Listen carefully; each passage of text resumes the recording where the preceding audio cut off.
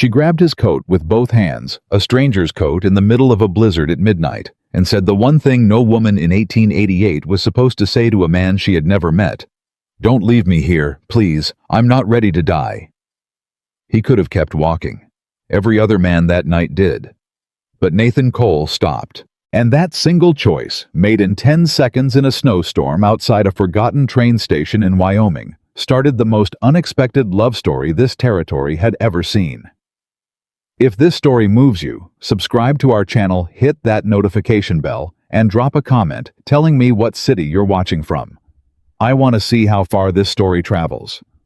Now let's go back to that night, because nothing about what happened next was simple. The blizzard hit Wyoming territory in the final week of January 1888, and it hit without mercy. It came the way all truly terrible things come, not with warning, but with silence first. A stillness in the air that the old ranch hands recognized and the young ones ignored. Then the wind. Then the snow so thick and so fast that a man could lose sight of his own hand if he held it out at arm's length. By 10 o'clock that night, the streets of Carterville were empty. Every door was shut. Every window was dark. Every sensible person in that town had pulled themselves as close to a fire as they could get, and decided that whatever needed doing could wait until morning. Every person except one. Evelyn Carter sat on the wooden bench outside the Carterville railway station with her back straight and her medical bag pressed against her chest, like it was the only thing in the world still worth holding. Her coat, a city coat, a Chicago coat, the kind made for cold sidewalks and short walks. Not Wyoming winters, was already soaked through. Her fingers had stopped hurting 20 minutes ago. That was the part that frightened her most. She had read enough medical books to know what it meant when fingers stopped hurting. She pulled them to her mouth and breathed on them, counted to 10, breathed again. Keep moving, she told herself. Even just your fingers. Keep something moving. The station behind her was locked. She had already tried the door 4 times. The station master, a thick-necked man named Grover, who smelled of tobacco and impatience, had looked at her ticket, looked at her face, looked at her ticket again, and told her the next train east wasn't coming until Thursday. It was Monday night. "Can I wait inside?" she had asked. Grover had looked at her bag, then at her coat, then at the ring finger of her left hand bare and back at her face. "Station's closed after 9, he said. "Policy." "It's a blizzard," she said. "Policy," he said again and shut the door. So she sat on the bench outside.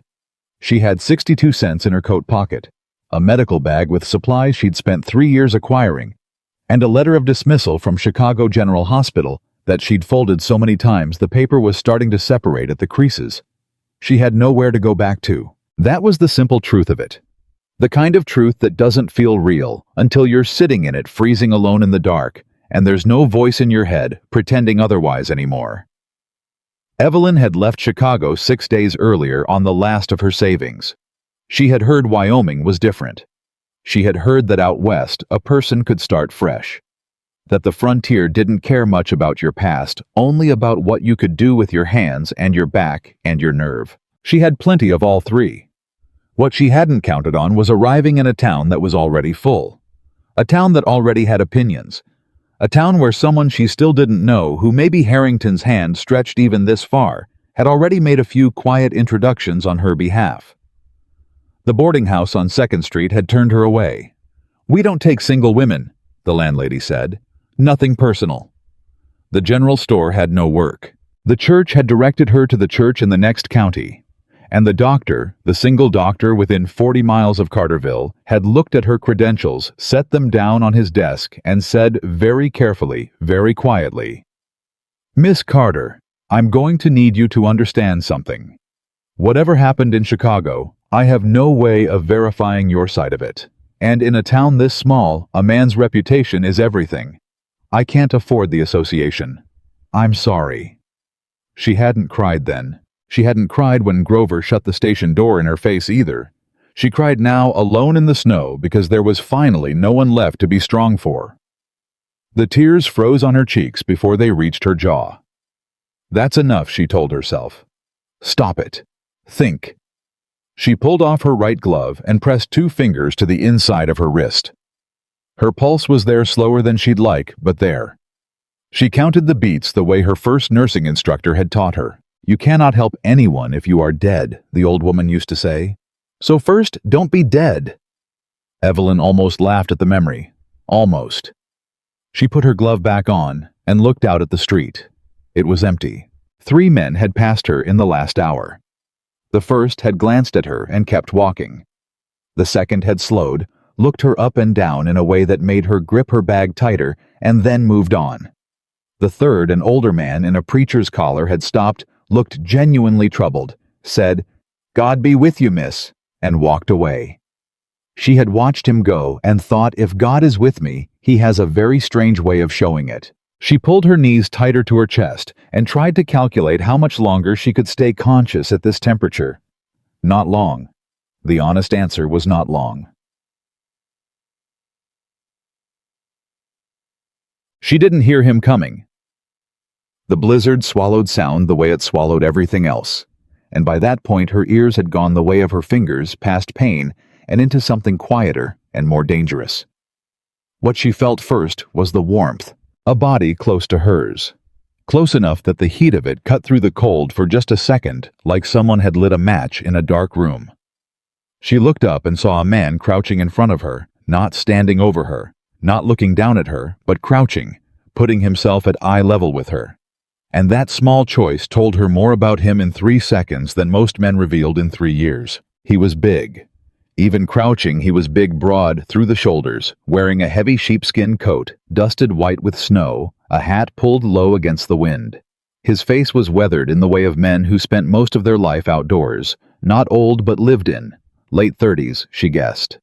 Dark eyes that were watching her with an expression she hadn't seen on a man's face in a long time.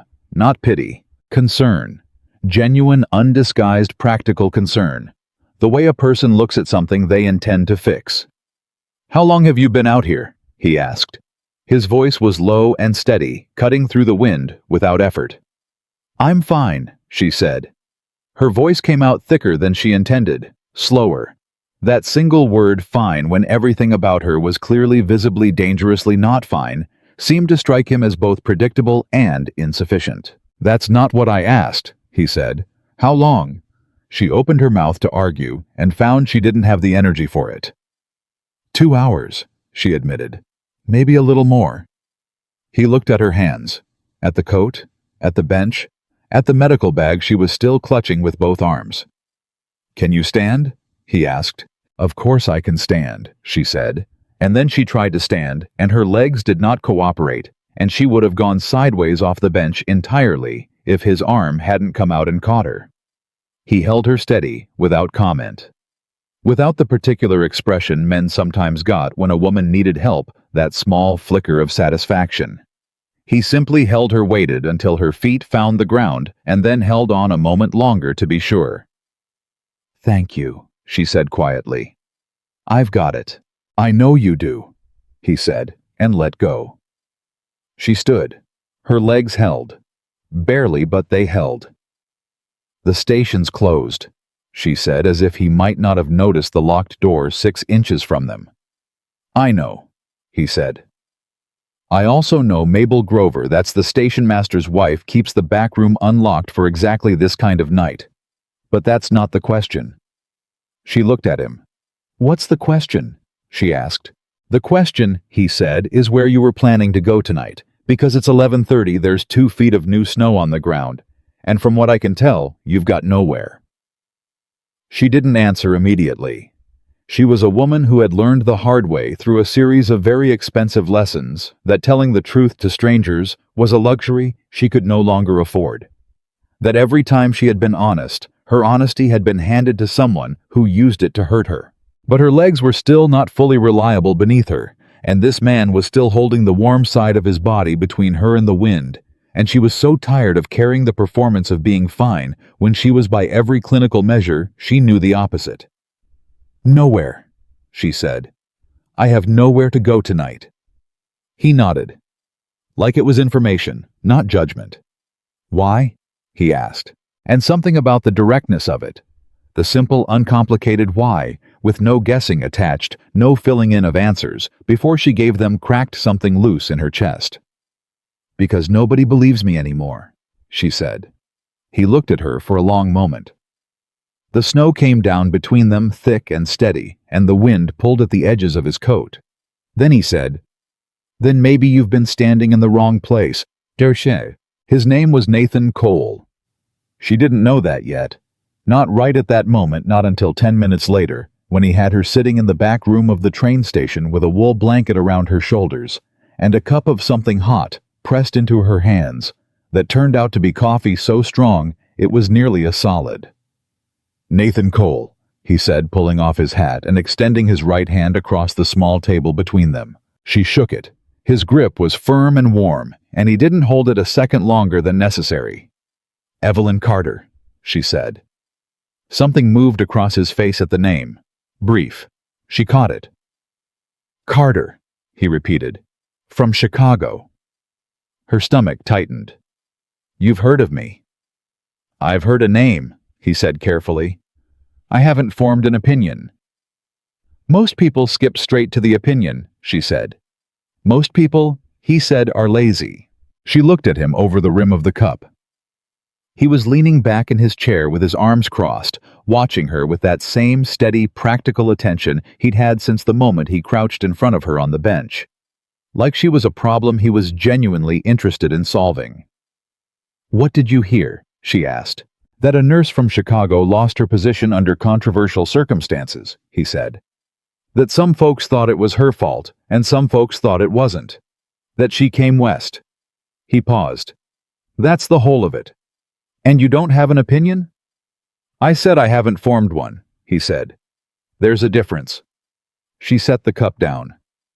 "What would it take to form one?" He thought about it, actually thought about it, which was more than most people gave her. "Probably watching how you work," he said. "A person's character is in their hands, not their paperwork." She felt something move through her at that. Not warmth exactly, or not only warmth, something sharper. The feeling of a door that had been shut for a long time opening one careful inch. "What do you do, Mr. Cole?" she asked. "I run cattle," he said. "About 900 head currently. Ranch is 12 miles north of here. 140 acres. 43 workers give or take depending on the season." She did the arithmetic. "That's a large operation." "It is," he agreed. He wasn't boasting. He was reporting. "And why?" she asked. "Were you at the train station at midnight in a blizzard?" "Expected a supply delivery that didn't come," he said. "Wasted trip." He looked at her steadily. "Apparently not." She didn't know what to say to that. "I need work," she said, because it was the truth and because she was too cold and too tired to wrap it in anything softer. "I'm a nurse, a good one. Whatever you heard about Chicago, I made a choice to tell the truth about a powerful man's mistake, and I lost everything because of it. That's the whole story. You can believe it or not." Nathan Cole looked at her for a long moment. Then he said, "I've got 43 men on my ranch who get injured on a regular basis, and the nearest doctor is 3 days' ride away on a good road. Last spring, I lost a hand to an infection that should have been nothing caught too late treated wrong. Man had a wife and 3 kids. He paused. "I need someone who knows what they're doing." "I know what I'm doing," she said quietly. "I believe you," he said, just like that. "I believe you. No conditions attached. No, we'll see, or we'll give it a trial period, or I'll need references." She felt her throat tighten in a way she hadn't expected and absolutely did not want, and she looked down at the cup in her hands and reminded herself to breathe. "I'm not offering charity," he said, as if he knew what she needed to hear. "I'm offering a job. The pay is fair. You'd have your own quarters. The work would be real." "How real?" she asked. "Real enough that there'll be nights you sleep 3 hours," he said. "Real enough that some of the men will give you trouble, at least at first. Real enough that the nearest town is an hour away in good weather and 3 in bad." He met her eyes. "Real enough that it'll matter." She thought about the frozen bench outside, about 62 cents, about the letter folded to pieces in her pocket, about every door she had knocked on that week that had stayed closed, About the fact that she had chosen truth over safety once already, and it had cost her everything, and she had still done it because she didn't know how to be the other kind of person. "When do I start?" she said. Nathan Cole's expression shifted, not quite a smile, but something adjacent to one. Something that suggested he had not been entirely certain she would say yes. "Tonight," he said, "unless you want to wait for Thursday's train." "Tonight?" she said. The ride to the ranch took nearly 2 hours through the blizzard, and it was without question the most physically miserable journey Evelyn had made since leaving Chicago. Nathan had a wagon with a covered back, not warm, but protected from the wind, and he gave her an extra blanket from behind the seat without being asked, and then did not speak again for a long while, which she appreciated more than she would have admitted. She used the time to think. She was either doing the bravest thing she had ever done, or the most reckless. The line between those two things had been blurring for her lately. The man beside her on the wagon seat was a stranger. A wealthy stranger by his own account. A stranger who had believed her without evidence and offered her work without conditions, and had twice now made choices that protected her without making her feel protected, which was a very specific and very rare skill. She thought about what he'd said outside. "Then maybe you've been standing in the wrong place. Not the world is cruel, or people are unkind, or any of the other consolation prize observations that people offered when they wanted to acknowledge your suffering without actually doing anything about it. Just a practical reassessment of geography. If the place you're standing isn't working, find a different place." She pulled the blanket tighter and watched the snow come down in the dark. Maybe, she thought. Maybe that's it. Maybe it really is that simple. She didn't believe it yet, but she was willing to sit with the possibility. She heard the ranch before she saw it. Even through the blizzard, even at midnight, it was alive in a way she hadn't expected. A dog barking somewhere in the dark. The sound of cattle low and restless. The creak of a large structure settling against the wind. Then lights, warm yellow lamplit windows, and a barn, and a main house and several smaller buildings arranged around a central yard, and a man in a heavy coat materializing out of the dark to take the horses. "Boss," the man said. "Miguel," Nathan said. "This is Miss Carter. She'll be taking the clinic quarters." Miguel looked at Evelyn with an expression she'd gotten good at reading quickly, that rapid 3-second assessment that men gave to women they weren't expecting, and then he nodded once. "Yes, sir," he said. Nathan climbed down from the wagon and was around to her side before she had fully registered he'd moved. "I can manage," she said on instinct. "I know," he said, and offered his hand anyway. She took it. Because her legs were still uncertain, and her fingers had gone numb again, and because there was something in the way he offered, not insisting, simply making it available, that she found she didn't need to refuse. The clinic quarters turned out to be a small cabin set slightly apart from the main cluster of buildings. One room with a wood stove, a cot, a desk, and to her surprise, a locked chest that Nathan opened with a key from his pocket and revealed to be full of medical supplies. Basic ones.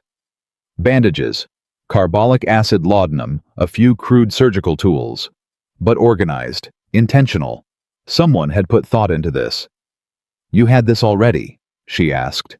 "Ordered it when I realized we needed someone," he said. "Didn't know what we'd get, so I got basics." He looked at the supplies, then at her. "Tell me what's missing, and I'll get it ordered."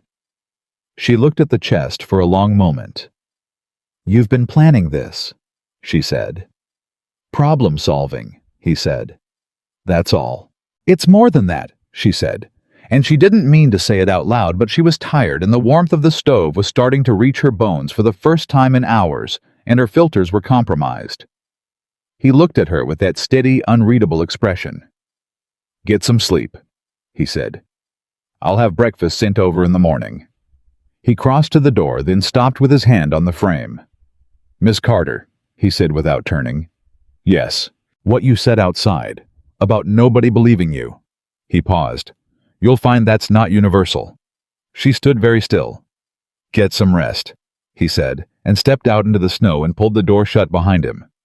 Evelyn stood in the middle of the small, warm room and listened to his footsteps recede. Then she sat down on the edge of the cot and pressed her hands flat on her thighs and let out a breath she felt like she'd been holding since Chicago. "What are you doing?" she thought. "You don't know this man. You don't know this place. You've been fooled before by people who seemed decent." She knew all of that. She also knew that her fingers were warm again, and there was a fire in the stove, and outside, the snow was still coming down, and for the first time in 6 months. For the first time since the hearing at Chicago General, since the letter, since the newspaper article that had used words like misconduct and unreliable and hysterical. She did not feel like the world was actively trying to extinguish her. That wasn't nothing. That was in fact quite a lot. She lay down on the cot with her coat still on, and her medical bag against her chest, and fell asleep to the sound of the fire crackling, and the blizzard spending itself against the walls. She woke to someone knocking, not on the door, but on the wall beside it. 3 firm knocks that were clearly an attempt at respect without proximity. "Miss Carter." A woman's voice. Practical, no nonsense. "Breakfast." Evelyn was on her feet before she was fully awake, a habit from years of hospital shifts. She opened the door to find a woman of about 50 standing in the pale morning light, holding a tray with porridge coffee and 2 thick slices of bread. She had gray-streaked black hair, weathered skin, and eyes that performed the same rapid 3-second assessment as Miguel, except hers was more comprehensive. "I'm Clara," the woman said. "I cook for the ranch.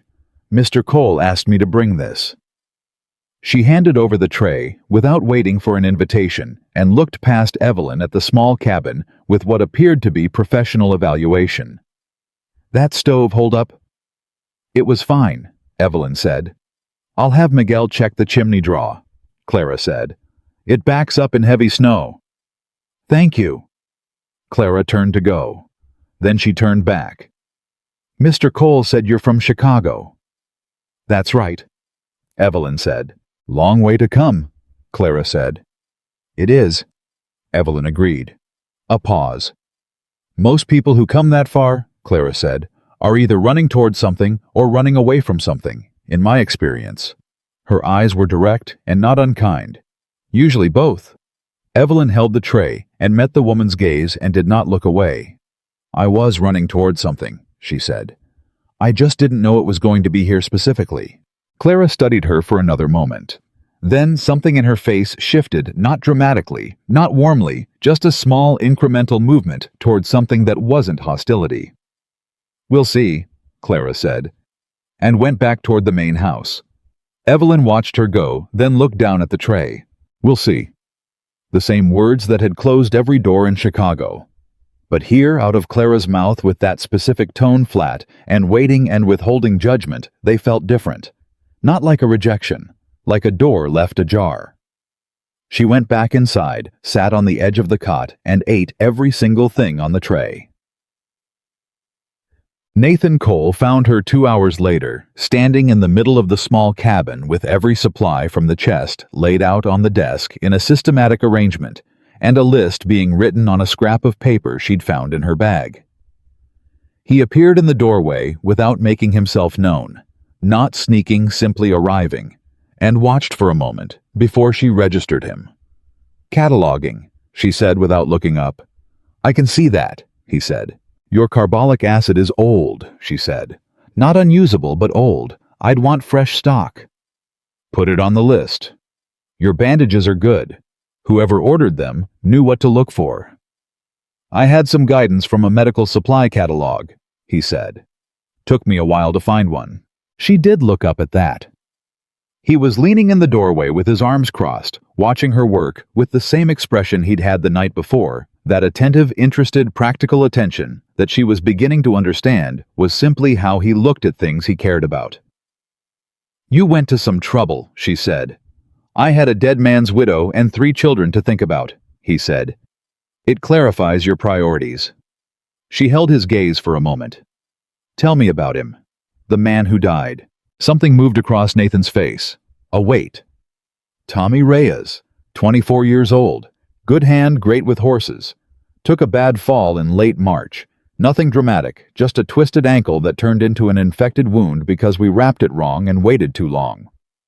He paused. 3 days between when it turned serious and when we got a doctor out here. That was all it took. "What was the infection?" "Doctor said gangrene." "In the ankle. Moved fast," Nathan said. "By the time the doctor arrived, there was nothing to save." Evelyn nodded slowly, turning it over. "With the right treatment at the right time, that's survivable. Completely survivable." "I know that now," Nathan said. "I knew it then. I just didn't have the right person in the right place." She looked down at the list in her hand. "I'll need the fresh carbolic acid," she said. "And I'll need suture materials, proper ones, not just thread. And if you can get ether, even a small supply." "Put it on the list," he said again. "And I want to see the bunkhouse conditions. Ventilation matters more than people think. Especially in winter when everyone's—" "Miss Carter." She stopped. "Put it on the list," he said with a gentleness that was also somehow absolute. "All of it. I'll order everything. But this morning I want you to come meet the men." She looked at him. "Is that wise?" she said. "Immediately. Sooner they know you, the sooner they'll come to you when something's wrong," he said. "And right now, most of them are too proud to admit they're hurting until they're about to lose a limb."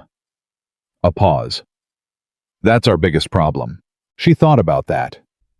"Men," she said with a flatness that wasn't quite judgment and wasn't quite exasperation, something in between. The corner of Nathan's mouth moved. Not a full smile, but close. "Men," he agreed. The bunkhouse held 32 workers the morning she walked in behind Nathan Cole, and the silence that fell over that room was the particular silence of a crowd that has been warned. She recognized it from hospital wards, the silence of people deciding whether to be difficult about something. She walked through it to the center of the room and looked around at the collection of faces, young and old, sunburned and pale, curious and closed, and everything in between. A woman in the bunkhouse was clearly a news event of some magnitude. "Gentlemen," Nathan said from behind her, "this is Miss Evelyn Carter. She's the ranch nurse. Anything medical, injuries, illness, pain you've been ignoring, she's who you see, starting today." A beat of silence. Then, a young man couldn't have been older than 19, red-cheeked and sandy-haired, said from the back of the room, "What if we already seen a doctor?" "Then you see her instead of waiting 6 weeks for the next doctor to come through," Nathan said. "She's a woman," another voice said. Not hostile exactly. More genuinely confused, the way a person is confused when they encounter something their mental categories don't have a slot for. "Your observational skills are noted," Evelyn said. A few men fought back smiles. The confused man blinked. "With respect, miss," said a third voice, older, from a weathered man with a broken nose that had healed badly. "We seen nurses before. Hospital nurses. It's not the same thing as a real doctor." Evelyn looked at him steadily. "What's your name?" she asked. "Hank," he said. "Hank?" she said. "That nose of yours was broken at least 3 years ago, probably longer.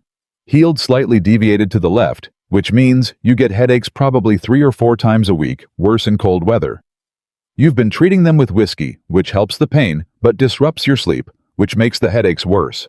You've had that cycle so long you think it's just how you are." The room went very quiet. Hank's jaw had gone rigid, not with anger, with something else. "How'd you—" he started. "The deviation is visible," she said, still perfectly calm. "The headaches are in the squint lines around your eyes. You develop specific muscle tension patterns. The whiskey is on your breath before noon, and you're a man who strikes me as disciplined about most things, which means you're medicating, not celebrating." She let that settle. "I can't fix the deviation without surgery, which I won't do out here, but I can give you something for the headaches that will actually work, and we can talk about what else might help." Another beat of silence. Then Hank slowly turned his battered hat between his hands. "After breakfast," he said. "After breakfast," she said. Something shifted in the room.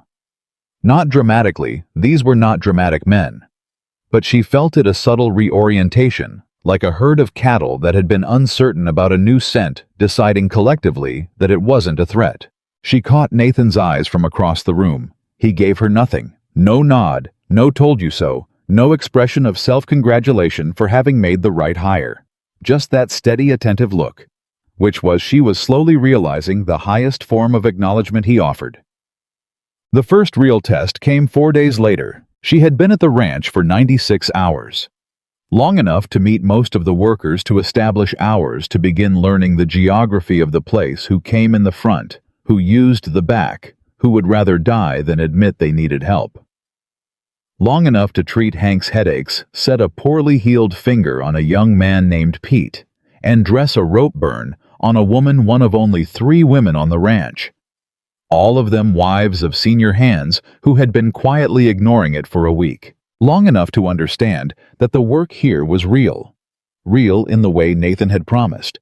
Real in the way that made you feel at the end of a day like you had actually done something that mattered. The test came at 2 in the morning. She was asleep when the knocking started. Not the polite wall knocking of Clara's breakfast delivery, but urgent, hard, open palm hammering on the door. She was dressed and had her bag in her hand before the second round of knocking. A young man she hadn't met yet, new hire, maybe 16, wild-eyed and white-faced, was outside. "It's Billy Crane," he said. "He fell off the barn roof, and he's not right. He's breathing wrong." She was already moving. "Where?" "Main barn. Go ahead of me, light as many lamps as you can find, and don't move him." The boy ran. She followed.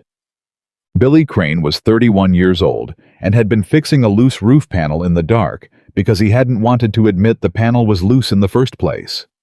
He had fallen 12 feet onto a frozen dirt floor and was now lying on his back with a breathing pattern that Evelyn identified in 3 seconds, and that sent cold fear through her in a way she had learned to work through rather than stop for. Paradoxical breathing. One side of his chest moving opposite to the other. Flail chest. "Don't move," she said, and was on her knees beside him before the last syllable.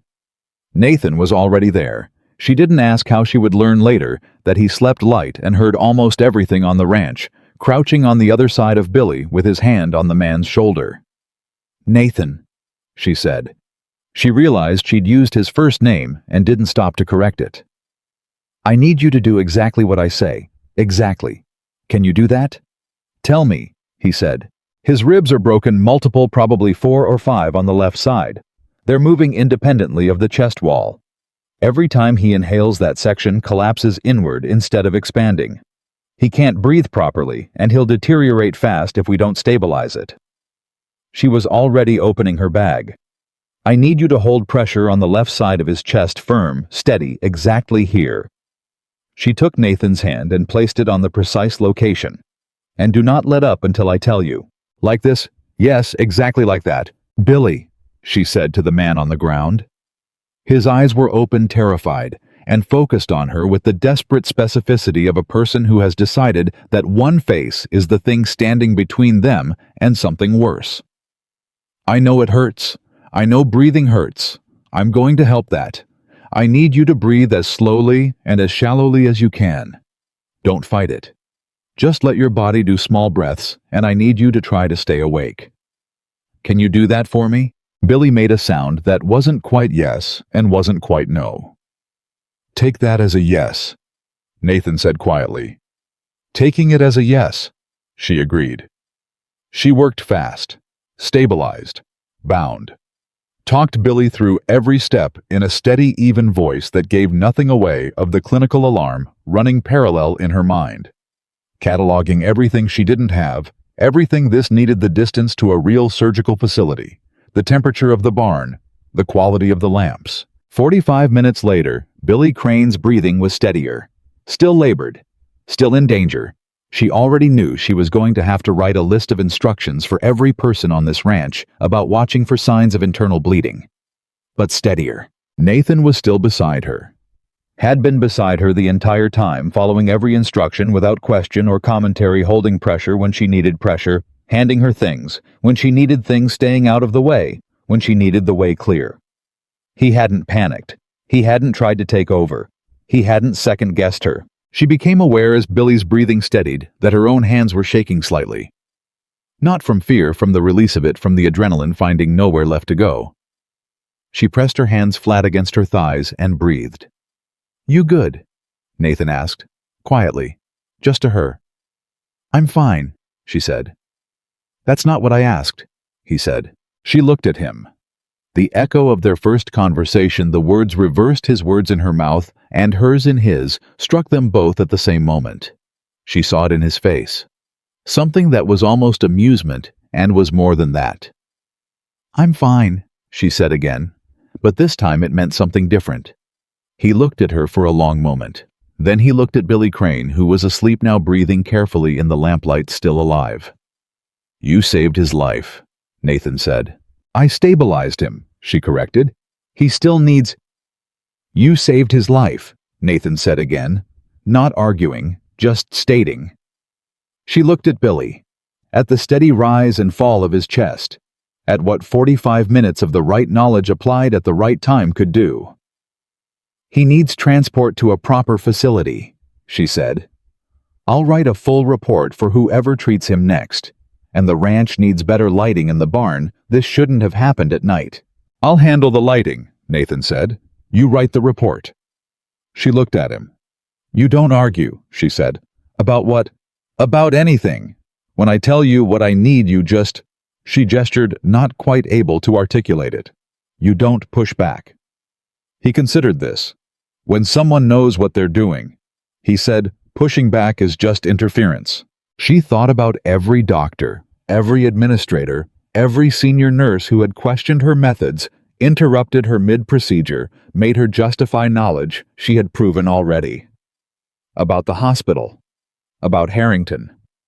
About all the energy she had spent, was still spending defending the simple fact that she knew what she was doing.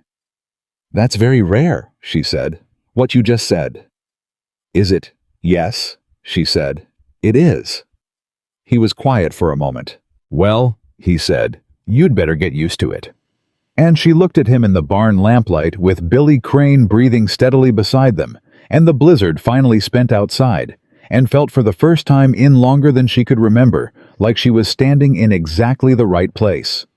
The morning after Billy Crane's accident, Evelyn didn't sleep, not because she couldn't.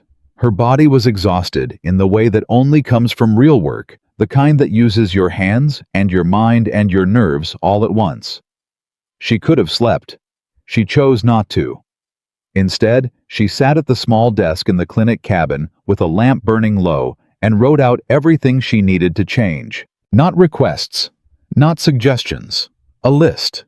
Organized by urgency, then by cost, then by complexity. She had done this at Chicago General a dozen times, identified problems, mapped solutions, presented them in language that gave administrators no room to say no without admitting they didn't care about the outcome. The difference was that here she was writing for a man who had already told her to put it on the list. By the time Clara knocked with breakfast, Evelyn had filled 3 pages. She opened the door and Clara looked at her at the lamp at the pages at the code Evelyn still hadn't changed out of from the night before, and said nothing. She set the tray down, turned to leave, and then paused. "Billy Crane's wife is here," Clara said. "Rode in from the south pasture cabin this morning. She's in the main house." Evelyn was already reaching for her bag. "How is she?" she asked. "Scared," Clara said, "but holding." "Tell her I'll be there in 5 minutes." Clara nodded once. Then, almost as an afterthought, she said, "He was talking this morning. Billy. Asking for her."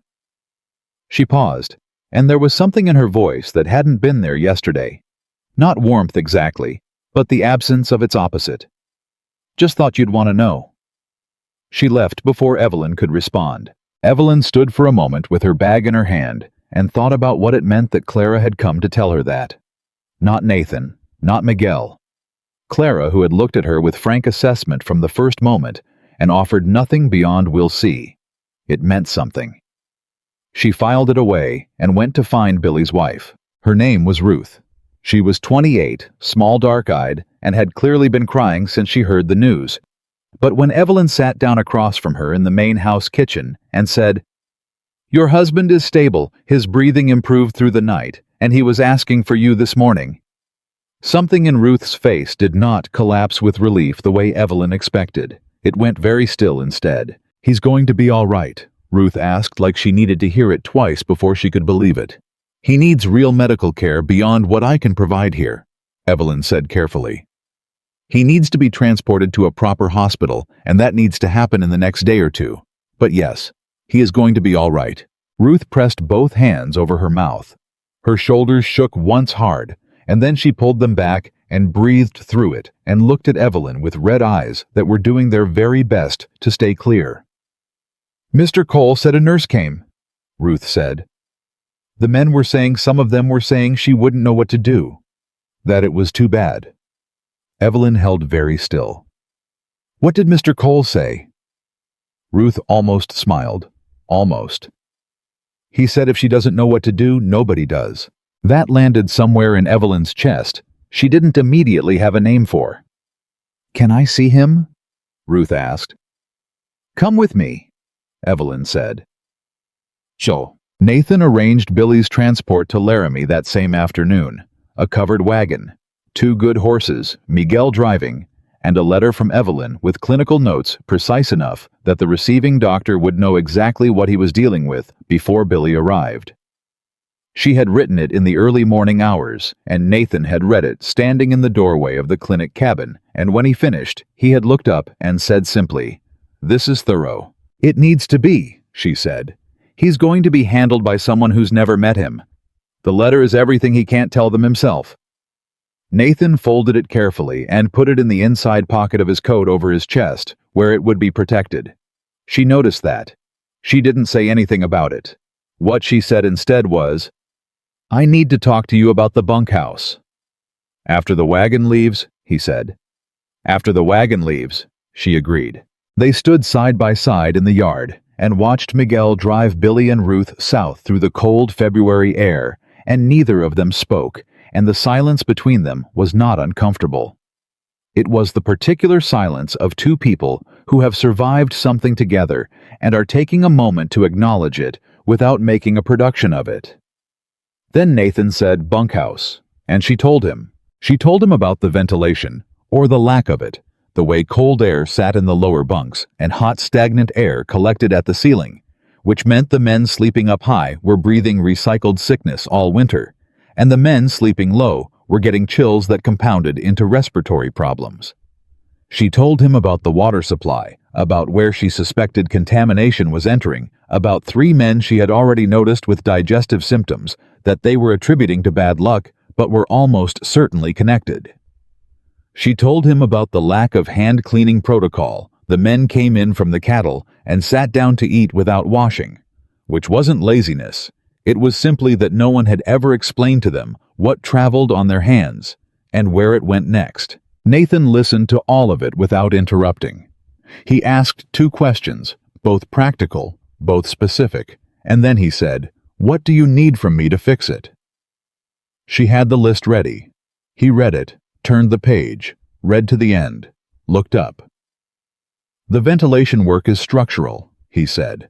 "That'll take a week, maybe 10 days to do properly." "I know. Everything else I can have sorted by Friday." She blinked. "It's Tuesday." "I know," he said, and handed the list back. She stood holding it and realized she had prepared without fully meaning to for a negotiation. For the pushback.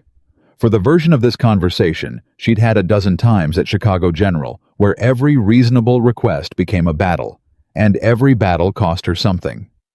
She had loaded herself with counter-arguments she didn't need, and left herself with nothing to do but absorb the fact that the fight hadn't happened. "All right?" she said. "All right?" He agreed. Friday came, and he was true to his word on every item but one. The hand-washing station went up outside the bunkhouse door. A simple setup, a barrel, a ladle, a bar of lye soap on a rope, and she stood and watched the men file past it that evening, and felt a complicated kind of satisfaction. When Hank, without being told, stopped and used it, and then gave a pointed look to the man behind him, until he did the same. The water supply issue took a little longer to trace, but Nathan set 2 men on it, and they found the source of the contamination by Thursday afternoon, a crack in a cistern wall, old and unremarkable. The kind of thing that happens slowly enough that no one notices until someone starts looking. "How long has that been there?" Evelyn asked when Nathan showed her. "My best guess, 2 winters," he said. She thought about 2 winters of men quietly getting sick and attributing it to weather and bad luck and the general hardship of frontier life. The ways people learned to absorb harm when they didn't know it had a fixable cause. "The 3 men with digestive symptoms should improve within a week once the water's clean," she said. "Good," Nathan said, and then after a pause, "I owe you an apology." She looked at him. "For what?" "For not having thought of this already." His voice was even, not self-flagellating, but direct. "I pay attention to this ranch. I thought I was thorough. The fact that it took someone from outside to find a 2-year-old crack in a cistern that's been making my men sick?" He stopped. "I should have found it." "You're a cattleman," she said, "not a physician." "I'm responsible for the people on this land," he said. "Same difference." She studied him for a moment. He was looking at the cistern, at the crack, at the repaired seal the men had put in that afternoon with the same expression he brought to everything, that steady, self-accountable attention that made no excuses and asked for none. "Mr. Cole," she said. "Nathan," he said for the first time, like it was a correction he'd been waiting to make. She registered that. "Nathan," she said. "You brought me here. That's what a responsible person does when they identify a gap in their knowledge. They find someone who can fill it. You don't get to take the blame for the gap and none of the credit for addressing it." He looked at her. "That's a very practical way to look at it," he said. "I'm a practical person," she said. The corner of his mouth moved. "I've noticed," he said. Word traveled, the way word always travels in small communities, not through announcements or formal channels, but through the specific current of people talking to people, a story passing from mouth to ear, each telling, adding one detail and subtracting one doubt. By the end of February, there wasn't a man on the ranch who hadn't been to see her for something. Some came with injuries, the expected ones, the ones that came with cattle, work the broken fingers and rope burns, and hoof impact bruises. She treated all of them efficiently and without drama, and she made a point of teaching as she treated explaining what she was doing and why, giving each man a piece of information he could use if the same thing happened and she wasn't available. This was, she discovered the thing that moved them most, not the treatment itself, but the transfer of knowledge. These were men who prided themselves on self-sufficiency, and she was making them more self-sufficient, not less. But some came with things they'd been carrying longer. A man named Garrett came to her on a Tuesday afternoon and stood in the doorway of the clinic cabin for a full 30 seconds before he spoke, turning his hat in his hands with the focused energy of someone holding himself very carefully together. He was 53. One of the senior hands had been on the ranch for 11 years. He had a reputation for being hard and reliable, and not complaining about anything. "I got a lump," he said finally. "Left side under the arm. Been there maybe 4 months. Keeps growing." The silence after those words was the particular silence of a man who has been afraid to say a thing out loud for fear that saying it will make it real. Evelyn did not react. That was its own skill, the ability to receive frightening information without transmitting fear back. "Come in and sit down," she said. "Let me take a look." What she found after a careful examination was a swollen lymph node, significant in size, but singular, and with a specific presentation that told her something important. She pressed her lips together and thought it through twice before she spoke. "How long ago did you have a tooth pulled?" she asked. Garrett stared at her. "What upper left molar looks like. The gap's recent, maybe 5-6 months." His expression shifted through several things at once. "October," he said. "Barber in town pulled it." It got a little infected after. Hurt for a while. Garrett, she said, I believe what you have is a reactive lymph node. Your body's immune system responded to that infection, and the lymph node swelled as part of fighting it. In some people, particularly if the original infection was significant, the swelling can persist and even grow for months afterward. She paused. I want you to see a doctor with more diagnostic tools than I have to confirm that. But based on what I'm seeing and what you've told me, I do not think this is what you've been afraid it is. He didn't say anything for a moment. Then he said in a voice that was very carefully level, I thought I was dying. I know, she said. Most people who come to me with a lump think they're dying. It's a reasonable fear. It's also, in your case, almost certainly wrong. He put his hat back on his head and stood up and looked at the wall for a moment and breathed. Almost certainly, he said. See the doctor in Laramie, she said. Take this note. She had already written it. She held it out. He'll confirm it. Garrett took the note, looked at it, folded it, and put it in his shirt pocket over his heart the same way Nathan had folded Billy Crane's letter. She noticed that too. Thank you, Miss Carter, he said very quietly. Thank you for coming to me, she said. It takes more courage than most people realize. He left without another word, and she sat for a while after the door closed and let herself feel the weight of what had just happened. A man had walked in carrying 4 months of silent terror, and she had given him something to put it down. Not a cure, not a guarantee, just information. Just the specific targeted application of knowledge to fear. That was the work. That had always been the work, even back in Chicago. Even before Chicago took it away from her. She was washing instruments at the end of that same week when she heard the argument. Not raised voices, nothing so theatrical as that. But the specific tension of two people disagreeing about something that mattered carrying through the walls of the main house where she had no business hearing it, and was hearing it anyway because the window was cracked, and sound traveled in the cold. Nathan's voice steady and controlled. The arrangement works. Another man's voice, one she didn't recognize, with an edge to it, that told her this was not the first time they'd had this conversation. It doesn't look right, Nathan. A single woman living on a ranch full of men working in that capacity, it's going to draw talk. It's already drawing results, Nathan said. 3 men healthier than they were 2 months ago, a prevented epidemic in the water supply, Billy Crane alive and recovering. I'm not questioning her competence, the other voice said, and the slight stress on competence indicated very precisely what he was questioning instead. I'm talking about your reputation, and hers for that matter. People talk. Let them, Nathan said. A pause.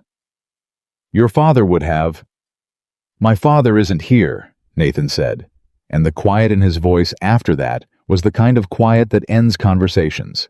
Evelyn stepped away from the window. She hadn't meant to listen, and she wasn't going to pretend she hadn't heard it, but she also wasn't going to do what every instinct was telling her to do, which was to walk into that house and speak for herself. She went back to her instruments instead. She cleaned each one with the deliberate focus of someone choosing not to react, which is its own skill, and requires its own kind of discipline. She cataloged what she'd heard, and filed it under expected, and not yet a crisis, and his call to make, not mine. But her hands weren't entirely steady, because she had been here before. Not exactly here, not in Wyoming, not in a ranch clinic with carbolic acid-scented hands and a wood stove that crackled against February cold. But in the dynamic. In the moment when someone else's comfort with her presence became conditional on what other people thought of it. She had lost everything once to that dynamic. She did not want to lose this. The realization of that, the depth of it, the specific sharpness of not. This not again startled her a little, because it meant she had already started to care about staying. She hadn't quite given herself permission to do that yet. The door opened behind her. She didn't turn around, but she knew from the footsteps that it was Nathan. I need to tell you something, she said before he could speak. I heard part of your conversation. I wasn't eavesdropping intentionally, the window was. I know, he said. I saw your lamp from across the yard. She turned then. He was standing in the doorway, looking at her with an expression she hadn't seen from him before. Not unreadable, but complicated. Like there were several things he wanted to say, and he was taking his time choosing the right one. "Who was that?" she asked. "Gerald Mast," he said. "He manages the finances for the ranch. Has done for 12 years. Good man. Cautious." "He's not wrong," she said. Nathan looked at her. "About what?" "People will talk," she said. "They already are, probably. A single woman on a ranch living in the clinic cabin, no family, no husband. It's not invisible. I knew that when I came. I'm not naive about it." She set down the instrument she was holding. "What I need to know is whether his concern is going to change your decision." Nathan was quiet for a moment. "No," he said. "Just no," she said. "That's the whole answer. You're doing work that needs doing," he said. "Gerald's concern is about appearances. I have a dead man's widow who still sends me a letter every Christmas because I couldn't prevent what happened to her husband. If appearances are the cost of making sure that doesn't happen again, I'll pay it." A pause. "The question I'd ask you is whether his concern changes yours." She looked at him. "I left Chicago because I refused to make that calculation," she said. "I wasn't going to trade what I knew was right for what was convenient. I'm not starting now." He nodded, just once. Like she had confirmed something he had already expected and was glad to hear anyway. "Good," he said. "Then we're in agreement." He turned to leave. She stopped him. "Nathan." He turned back. "Thank you," she said, "for what you said in there. Even though I wasn't supposed to hear it." Something moved in his expression. Not quite a smile. Closer than usual. "Get some sleep," he said. "You've got early rounds." He left, and she stood in the warm clinic cabin with her clean instruments and her lamp and the crackle of the fire, and she thought, "This is what it feels like to have someone in your corner." She had almost forgotten the feeling. March came like an argument. 2 warm days followed by a hard freeze, then mud, then snow again, then mud, and underneath it all, the first reluctant signals that the earth was planning to change its mind about winter, eventually, whether winter liked it or not. The ranch changed with the season. More workers arrived for the spring push, seasonal hands. Most of them drifting through Wyoming, the way men did when work was the only thing tying them to any particular piece of ground. The bunkhouse filled up. The cooking fires ran longer. The pace of the days quickened into something that felt less like surviving winter and more like building towards something. Evelyn's days quickened with it. She had, by this point, developed a rhythm. Morning rounds moving through the bunkhouse and the yard, and the various outbuildings checking in, asking questions, learning to read the specific language of men who wouldn't volunteer that they were hurting, but would, if you asked the right question in the right way, tell you everything. Afternoons in the clinic treating whatever the morning had surfaced. Evenings on the paperwork that nobody saw, but that she kept with the same precision she had used in Chicago, because the work deserved recording even when no one was requiring it. And somewhere in the rhythm, without her quite noticing how it happened, she and Nathan began to talk. Not about medicine and logistics, about other things. It started with dinner. Clara had taken to sending meals over to the clinic cabin, which was not a hardship, and one evening in early March, Nathan appeared at the door with the tray himself instead of sending it. "Clara's hands are bothering her," he said. "Arthritis. I told her I'd cover the delivery." Evelyn looked at him. At the tray. At the fact that Clara's cabin was directly connected to the main house kitchen and the clinic cabin was a separate walk across the yard. "You could have sent Miguel," she said. "Miguel's busy," he said. She stepped back and let him in. They ate at the small desk. There was nowhere else to eat, the cabin being one room, and the conversation moved through the week's medical notes and then the water supply repair. And then the 2 new seasonal hands, who had arrived with apparent respiratory infections that Evelyn had already quarantined from the bunkhouse population, and then somewhere in the middle of that sentence, jumped the tracks entirely and became something different. What was it like? Nathan asked. Chicago. Before. She looked up from her coffee. Before what? Before Harrington, he said. Not accusatory. Simply naming the thing that existed between them as background, the reason she was here, the absence that had sent her west. She thought about it honestly. It was good, she said. For a long time it was genuinely good. I was good at what I did, and people knew it, and that's a particular kind of satisfaction. When your work is seen clearly, when you don't have to fight for the basic acknowledgement that you know what you're doing. And then Harrington, he said. And then Harrington? She agreed. He made an error during a surgery, a serious one. The patient survived barely, but the error was significant enough that it should have been documented, reviewed. There should have been a process. There is a process. I reported it because that's what you do when you see something go wrong. You report it so it doesn't happen again. And he denied it, Nathan said. Denied it, then discredited me, then made sure that anyone who might have corroborated what I saw decided it was better for them professionally to see it differently. She said it flatly without bitterness, not because she didn't feel it, but because she had already spent the bitterness in the long dark months between Chicago and Wyoming, and there wasn't much left. By the time it was over, I was the one who'd made a mistake. I was the one who was unreliable. I was the one who couldn't be trusted with patience. She looked at her coffee cup. He never even spoke to me directly. He just made the air change around me until I couldn't breathe. Nathan was quiet for a moment. Did you ever regret it? He asked, reporting him. She considered that with the seriousness it deserved.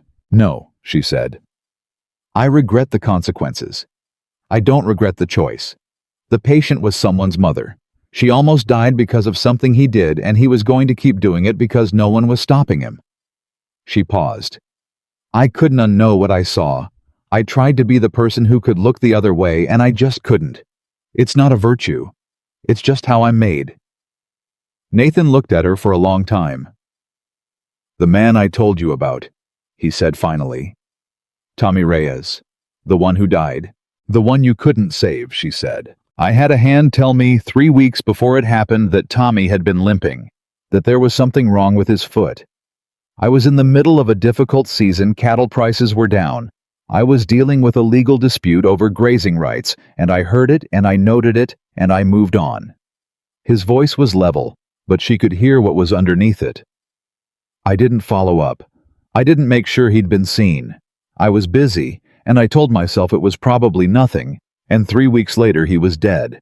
She looked at him. You couldn't have known, she started. I could have acted, he said. That's the difference. You knew what you saw and you acted. I knew what I'd heard, and I didn't. He paused. I brought you here partly because I needed to be the kind of person who acts. This time. The room was quiet for a moment. You are that person, she said. The supply chest, the list. Billy Crane. Because you made it easy to be, he said. She shook her head. I didn't make it easy. You made it possible. There's a difference. He looked at her, a long, direct look that she held without looking away, because looking away had always felt like surrendering something she wasn't willing to give. You're going to be all right here, he said finally. Not a question, not reassurance. A statement of fact offered in the same tone he used when he said the water repair would be done by Thursday, like it was simply true and therefore worth saying. She breathed. I know, she said. And for the first time since Chicago, she meant it. The thing nobody tells you about starting over is that it doesn't happen in a moment. There is no single morning when you wake up and the past has rearranged itself into something manageable. It happens in increments, in a meal shared at a desk, in a man using a hand washing station without being told, in a woman who says we'll see, and then very gradually begins to see. By the second week of March, Clara had stopped sending the breakfast tray and started leaving the cabin door unlocked, which was her way of saying that Evelyn was welcome to walk over and take breakfast in the kitchen like a person who belonged there. Evelyn understood this without it needing to be said, and began doing exactly that, and within a few days, Clara was talking to her while she cooked, not warming up exactly, but treating her with the particular functional familiarity that Clara extended to things she had decided were permanent. By the third week, Hank had appointed himself an unofficial intermediary between Evelyn and the seasonal hand-stopping men in the yard, and saying things like, "You need to go see Miss Carter about that.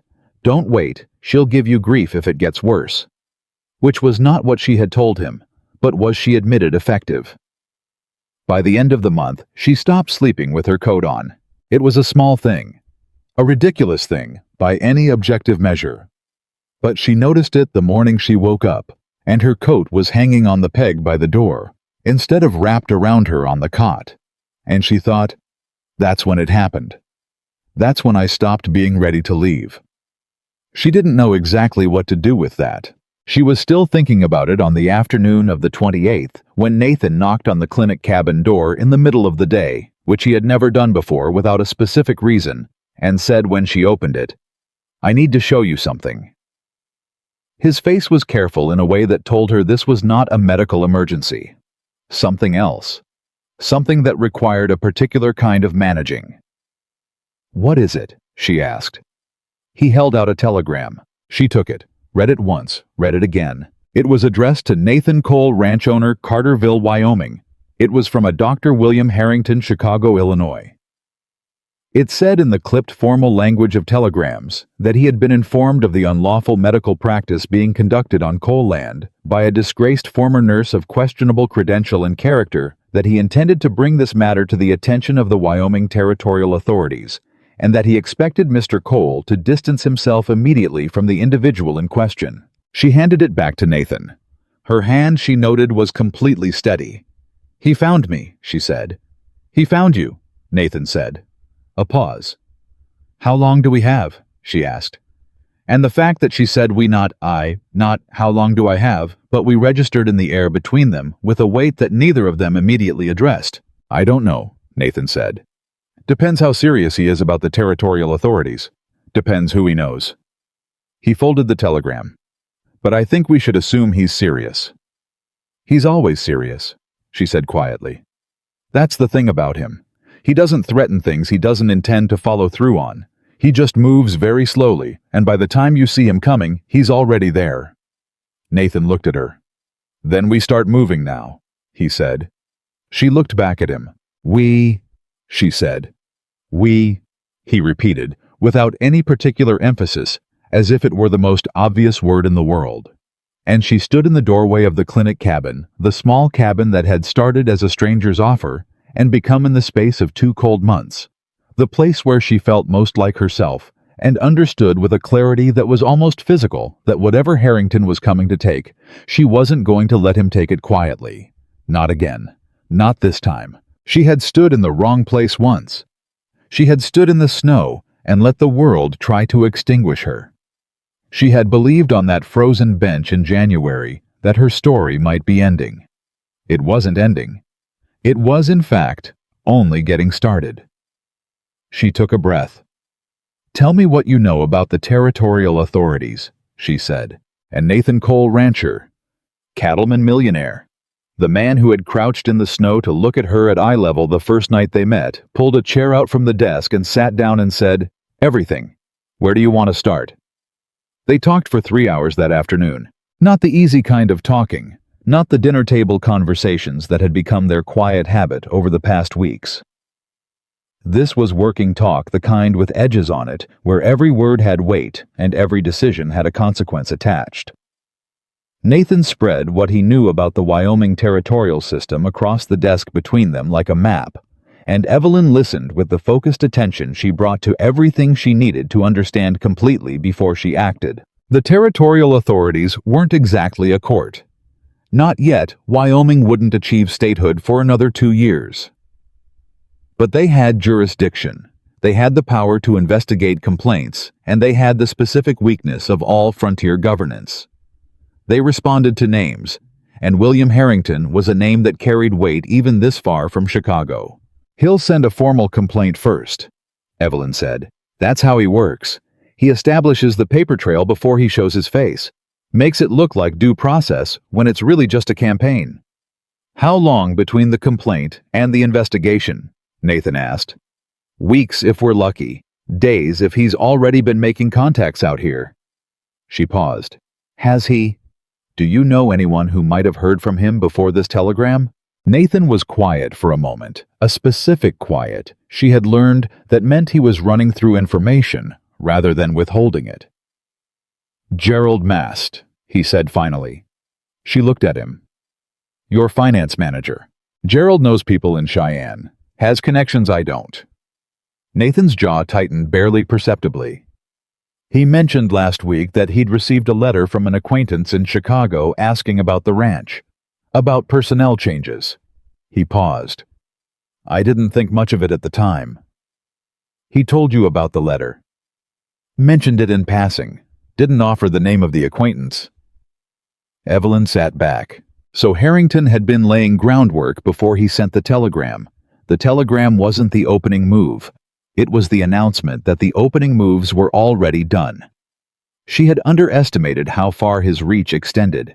She had made that mistake before back in Chicago, believing that geography would protect her, that a man's influence had borders. It didn't. Men like Harrington didn't have borders. They had networks. I need to know what Gerald told his contact, she said. I'll talk to him tonight, Nathan said. Nathan? She waited until he looked at her. Be careful how you ask. If Gerald is already sympathetic to Harrington's position, and based on the conversation I overheard, he may be pushing him directly, we'll just close him down. Nathan studied her. You think he's already been recruited? I think it's possible, she said. Harrington is very good at identifying the people in a room who are already halfway to his side and giving them a reason to move the rest of the way. A pause. That's what he did in Chicago, Nathan said, not a question. That's exactly what he did in Chicago, she said. Nathan went to see Gerald that evening, and Evelyn stayed in the clinic cabin and did what she always did when she needed to think clearly. She worked. She reorganized the medical supply chest, which didn't need reorganizing, and counted inventory, which she had counted 3 days ago, and let her hands do the mechanical work, while her mind ran through everything she knew about what was coming. The thing about Harrington, the thing that had taken her too long to understand back in Chicago, was that he didn't attack directly. He never had. He was a man who understood that the most durable damage wasn't done by confrontation, but by erosion. He didn't need to prove she was incompetent. He only needed to create enough doubt about her competence that people stopped trusting her. Enough doubt was sufficient. Doubt was cheaper than proof and harder to fight. He would question her credentials. He would question her character. He would find anyone in Carterville or the surrounding territory who had heard her name and offer them a more compelling narrative than the truth. And the truth, as she had learned, was fragile in direct proportion to how much it needed to be heard. She was pressing her thumb against the edge of a sealed bottle of carbolic acid, thinking about all of this when the door opened without knocking. She turned. It was Clara. Clara, who knocked on walls and waited for invitation and maintained a formal perimeter that Evelyn had never once seen her breach without notice. Clara, standing in the doorway of the clinic cabin at 8 o'clock in the evening, with her coat still on and her hands clasped in front of her, and an expression on her face that Evelyn had not seen before and could not immediately read. Can I come in? Clara asked. Of course, Evelyn said. Clara came in. She sat down in the chair across the desk, the chair Nathan used. Evelyn registered the only other chair and placed her folded hands on her knees and looked at the middle distance for a moment, gathering something. I know about the telegram, she said. Nathan told me. Evelyn waited. I've been on this ranch for 19 years, Clara said. I came here when Nathan's father was still running it. I was here when Nathan took it over 12 years ago.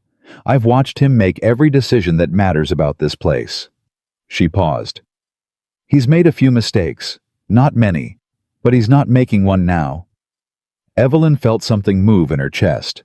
I know what it's like, Clara continued, when someone powerful decides you're a problem. My husband worked for a land company in Nebraska. Good man, honest man, the kind who kept records and reported what he found.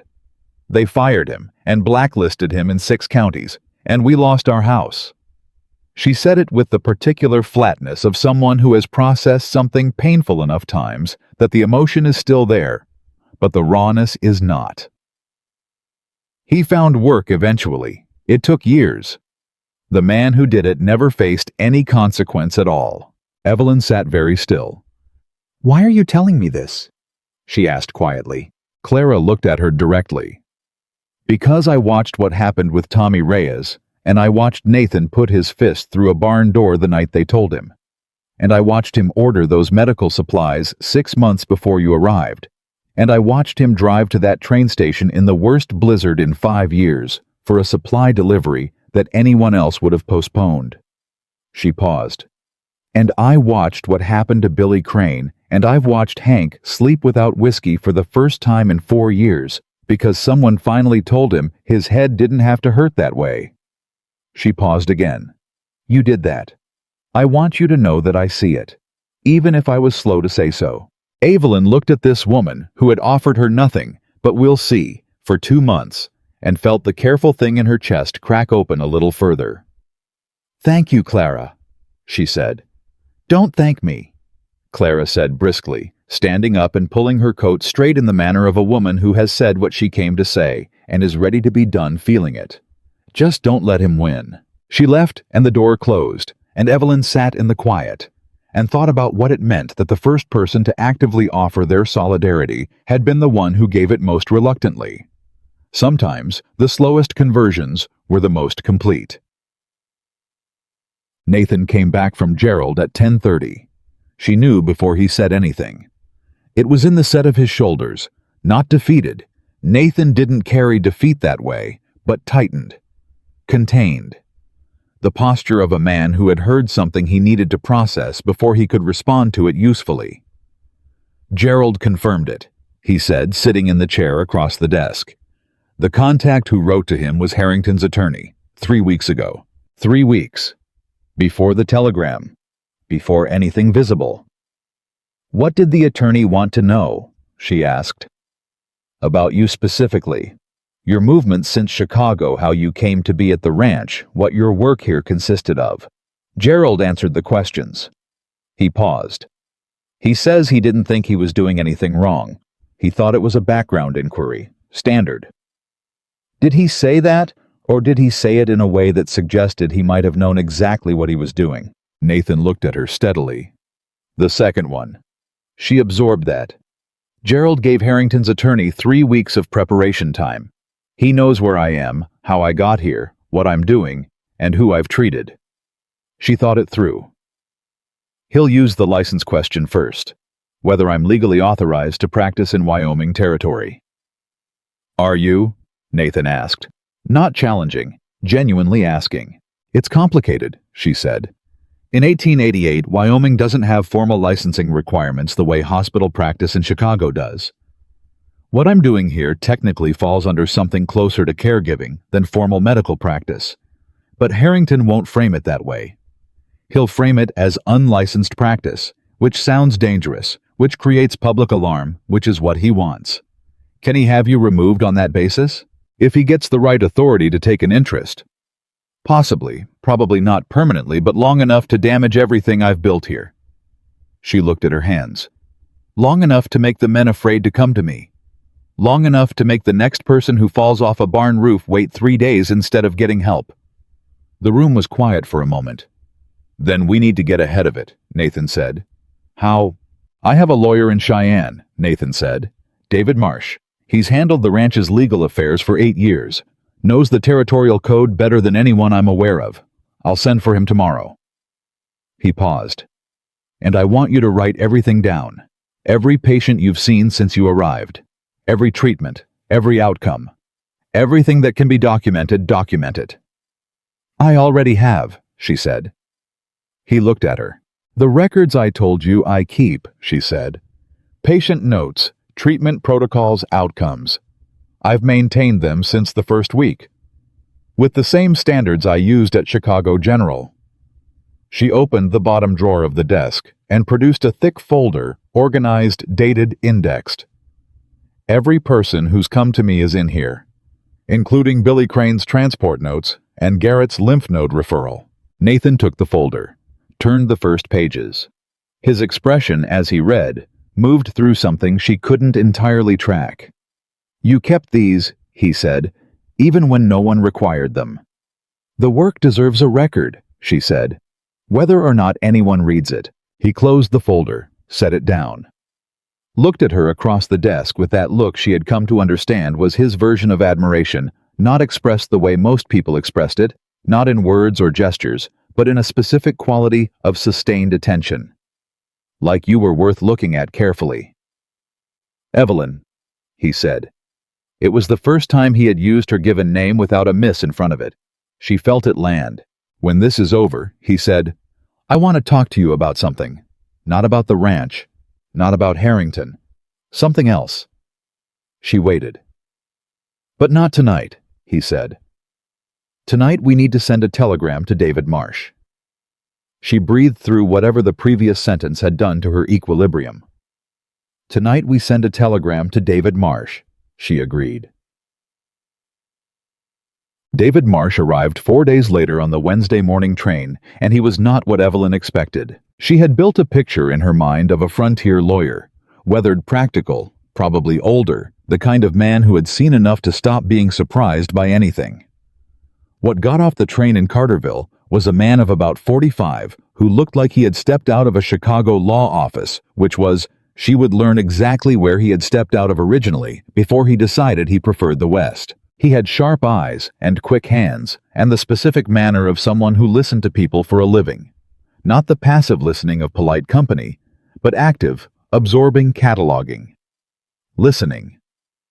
Within 10 minutes of meeting Evelyn in the ranch's main room, he had asked her 11 questions, each one building on the last, each one taking him closer to the center of what had happened. Nathan sat in the corner of the room and let her answer. She noticed that. He could have guided the conversation. It was his lawyer, his ranch, his context. He stayed quiet and let her speak for herself. "Your documentation is excellent," Marsh said, going through the patient folder with the same focused intensity he'd brought to everything else. "This is actually better than what most hospitals maintain. The specificity of these notes dates presenting complaints, treatment decisions, rationale. This is a professional record. I was trained to maintain records at that standard," she said. "Who trained you?" "Chicago General Hospital. I completed my nursing training in 1882 and worked there for 6 years before—" She stopped. Before Harrington Marsh said, finishing the sentence without either judgment or hesitation. "Yes." Marsh set the folder down. "Tell me about Harrington. Not the incident, I'll get to that. Tell me about the man." So she did. She told him what she knew about William Harrington's professional history, his connections in Chicago's medical establishment, the specific way he had cultivated influence over 20 years of careful positioning. She told him about the surgery, Mrs. Eleanor Cross, 61 years old, gallbladder procedure, February 14, 1887, which was a date she was never going to forget. She told him what she had seen exactly, and what she had reported, and what happened afterward. Marsh listened without interrupting until she finished. Then he said, "Is there anyone at Chicago General who saw what you saw and chose not to corroborate it?" "Several," she said.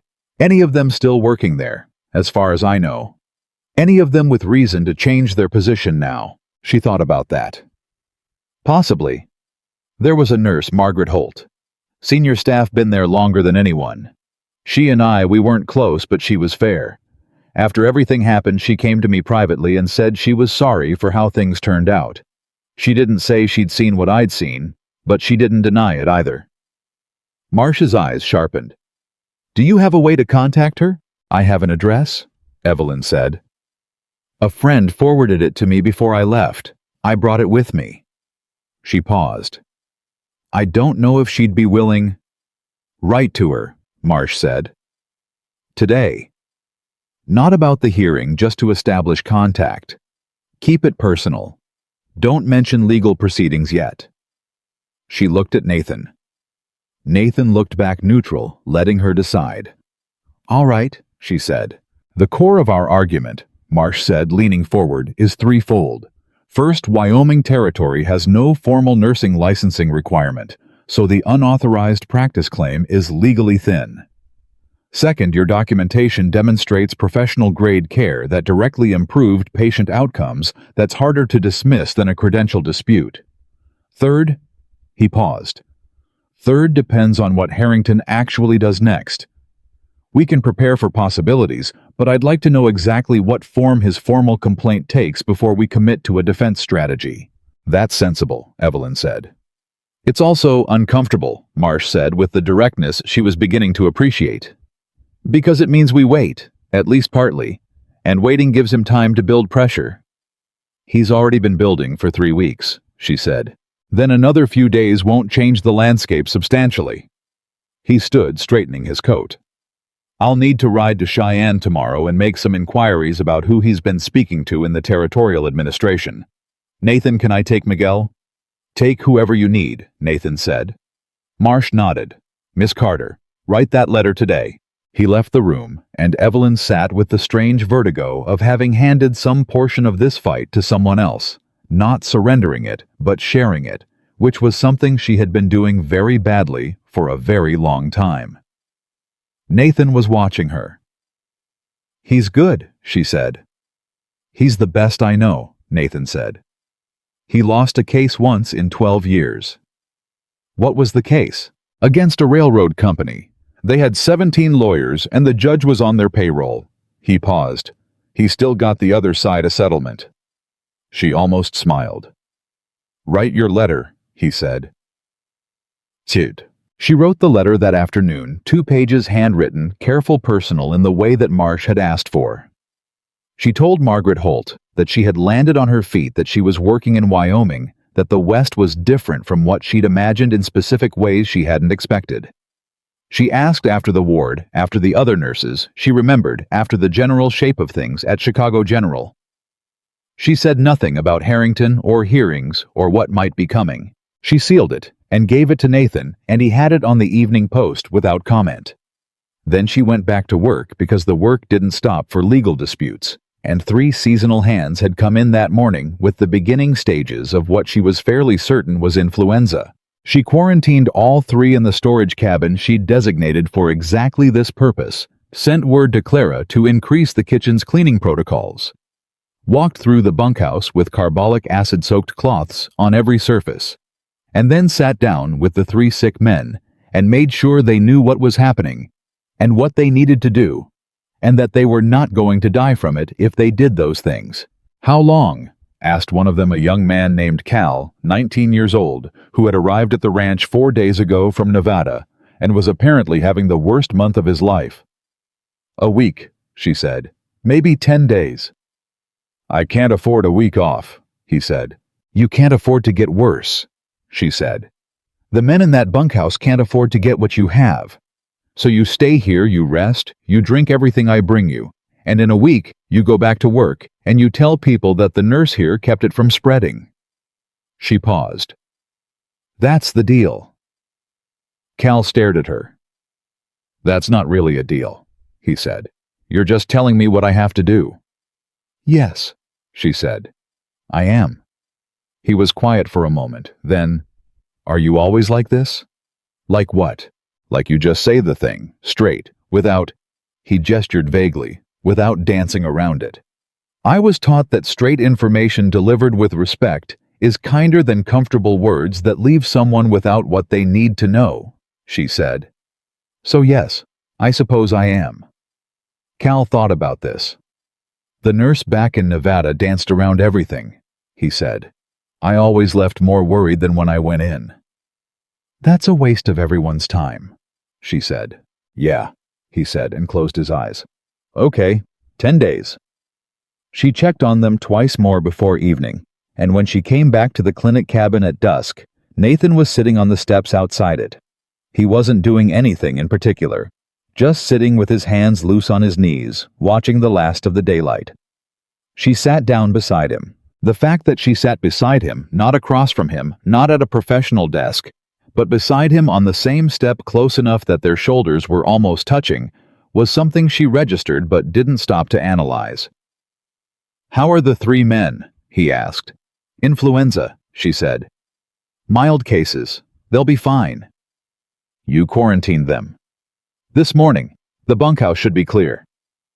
He nodded. Then after a moment, "How are you?" She turned to look at him. It was a simple question. He asked it often in this same direct, unpretentious way, and every time it still caught her slightly off guard, because so few people asked it and meant it the way he did, not as a pleasantry, not as a setup for advice, but as a genuine inquiry. "I'm managing," she said. "That's not the same as fine." "No," she admitted. "It isn't." He waited. "I'm frightened," she said, which was a sentence she had not said out loud to another person in so long that the words felt strange in her mouth. "Not of the legal proceedings. I can handle legal proceedings. I'm frightened of going through it again and having the same result. Of doing everything right and it still not being enough because the other side has more resources and more connections and is willing to do things that I'm not willing to do." "What are you not willing to do?" he asked. "Lie," she said simply. "Compromise the record. Say something happened differently than it happened. Harrington's entire position rests on a lie. I can't fight with his tools." "You won't have to," Nathan said. She looked at him. "You can't know that. I know that you have documentation that a hospital administrator would envy. I know that you have a lawyer who's made harder cases than this one. I know that you have 37 men on this ranch who have been treated fairly and effectively, and will say so clearly to anyone who asks." He paused. "And I know that whatever Harrington has is built on something that didn't happen. That's a foundation problem." "Foundations hold longer than they should sometimes," she said. "They do," he agreed, "but they don't hold forever." She looked at the darkening yard, at the lights coming on in the bunkhouse, at the smoke from Clara's kitchen, at the evidence of a small but functioning world that hadn't existed in quite this form before she arrived. "Nathan," she said, "you said the other night you wanted to talk to me about something, not the ranch." He turned his head to look at her. "Yes," he said. "You don't have to tell me now," she said. I wanted you to know I hadn't forgotten." A pause. A long one. The particular kind that means someone is deciding not how to say something, but whether. "I've been alone on this ranch for a long time," he said finally. "Not lonely, there's a difference. I know the difference because I understand what I had before and what I don't have now." He looked at his hands. "My wife died 6 years ago. Fever. It was fast. Faster than you'd think something like that could be." He stopped. "After that, the ranch was the only thing that needed me in a way I could manage. People need too much. Land needs specific things. I understand specific things." She didn't speak. She waited. "When I found you outside that station," he said, I wasn't looking for anything. I want to be clear about that. I stopped because a person needed help, and I don't walk past people who need help. That's just how I was raised." He paused. "But somewhere between that bench and this step, something shifted. And I don't quite know how to categorize it, and that bothers me, because I generally understand the things I feel." She looked at him. "What do you think it is?" she asked quietly. He met her eyes. "I think it's you," he said. "Not a category, not a sentiment, just you, specifically." The world was very quiet around them for a moment. "Nathan," she said, "I should tell you something." "All right." "I have not been a person who lets people in easily," she said. "Not since Chicago. Probably not before Chicago, if I'm honest. I grew up in a house where showing what you felt was something other people did. I learned to be competent instead of open, and competence served me well for a long time." She paused. "But competence doesn't keep you warm." "No," he said. "It doesn't." "I don't know what I am doing," she said. With whatever this is. I'm very good at my work and I am genuinely uncertain about this." "That makes two of us," he said. She looked at him. He looked back. And then, because it was the most honest thing she could find to say, she said, "I'm glad you didn't walk past that bench." He was quiet for a moment.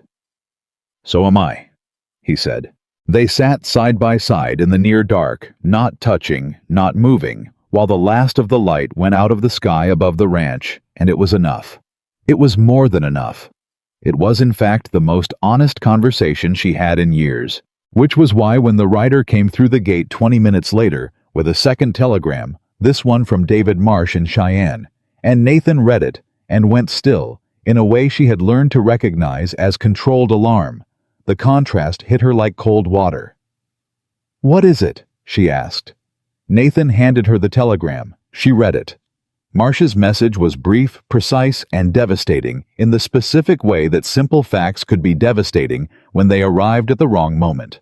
Harrington, not acting alone. Has retained territorial attorney. Formal hearing scheduled. Date not yet confirmed. Source indicates witness being transported from Chicago. Name, Dr. James Felton. Advise you prepare for full examination of Chicago events.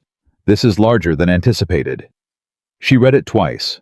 The second time, certain words settled differently than the first time. Witness being transported from Chicago. Dr. James Felton. She hadn't spoken James Felton's name to anyone in Wyoming. She hadn't thought of him in weeks.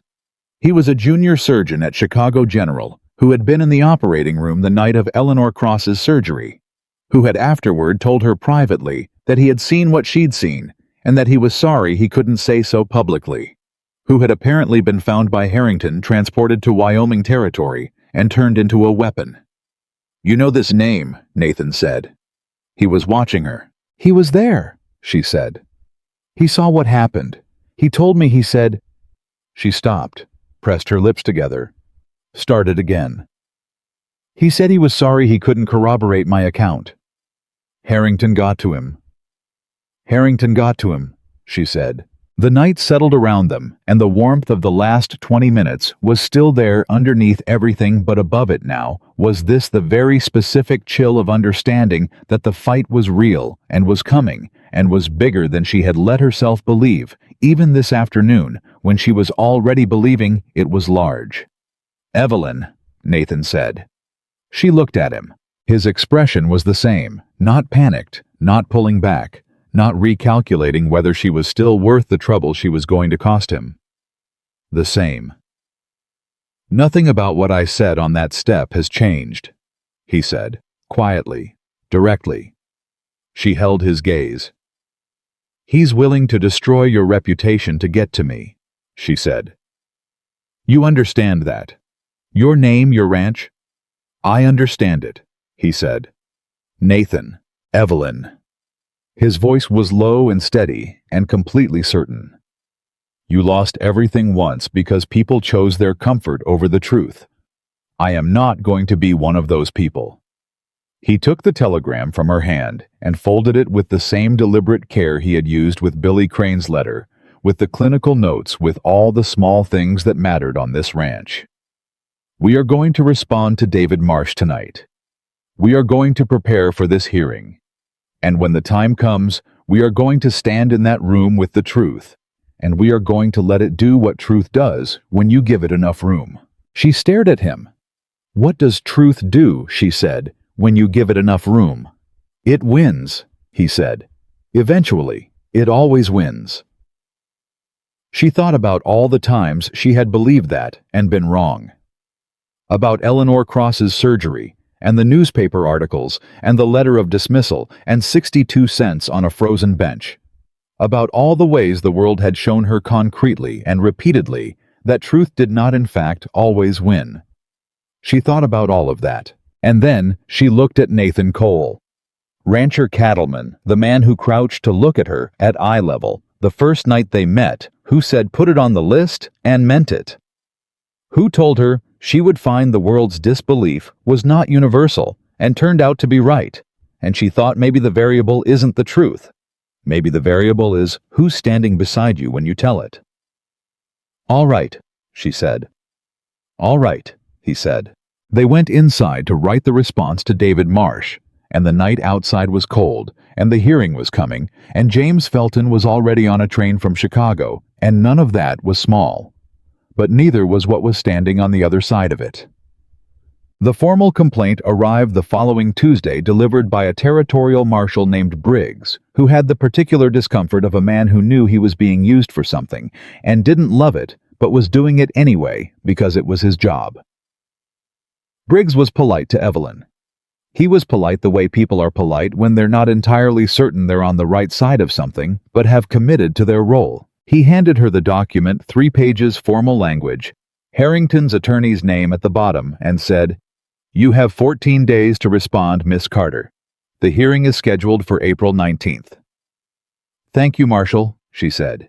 He looked at her. Something in his face shifted, that brief recalibration that happens sometimes when a person expected defiance or tears and got neither. "You've been treating folks out here?" he asked. Like he already knew but was asking to hear it directly. "I have," she said. "My sister-in-law told me," he said. "Ruth Crane, Billy's wife." She blinked. "Ruth Crane is your sister-in-law," she said. "Has been for 7 years," he said. "Billy's a good man," she said. He stopped, pressed his lips together. "She said you stayed up all night with him, that you knew exactly what to do." Evelyn held very still. "I did what needed doing," she said. Briggs looked at the document in her hand, then at her, and she saw something move in his face that was neither entirely professional nor entirely personal. 14 days, he said again. "Miss Carter." He touched the brim of his hat and left. She stood in the doorway of the clinic cabin holding the formal complaint against her practice, and thought about Ruth Crane, who had ridden in from the South Pasture cabin on the morning after the accident, whose husband was alive and recovering in Laramie, whose brother-in-law was the man who had just delivered the document designed to end what had kept Billy alive.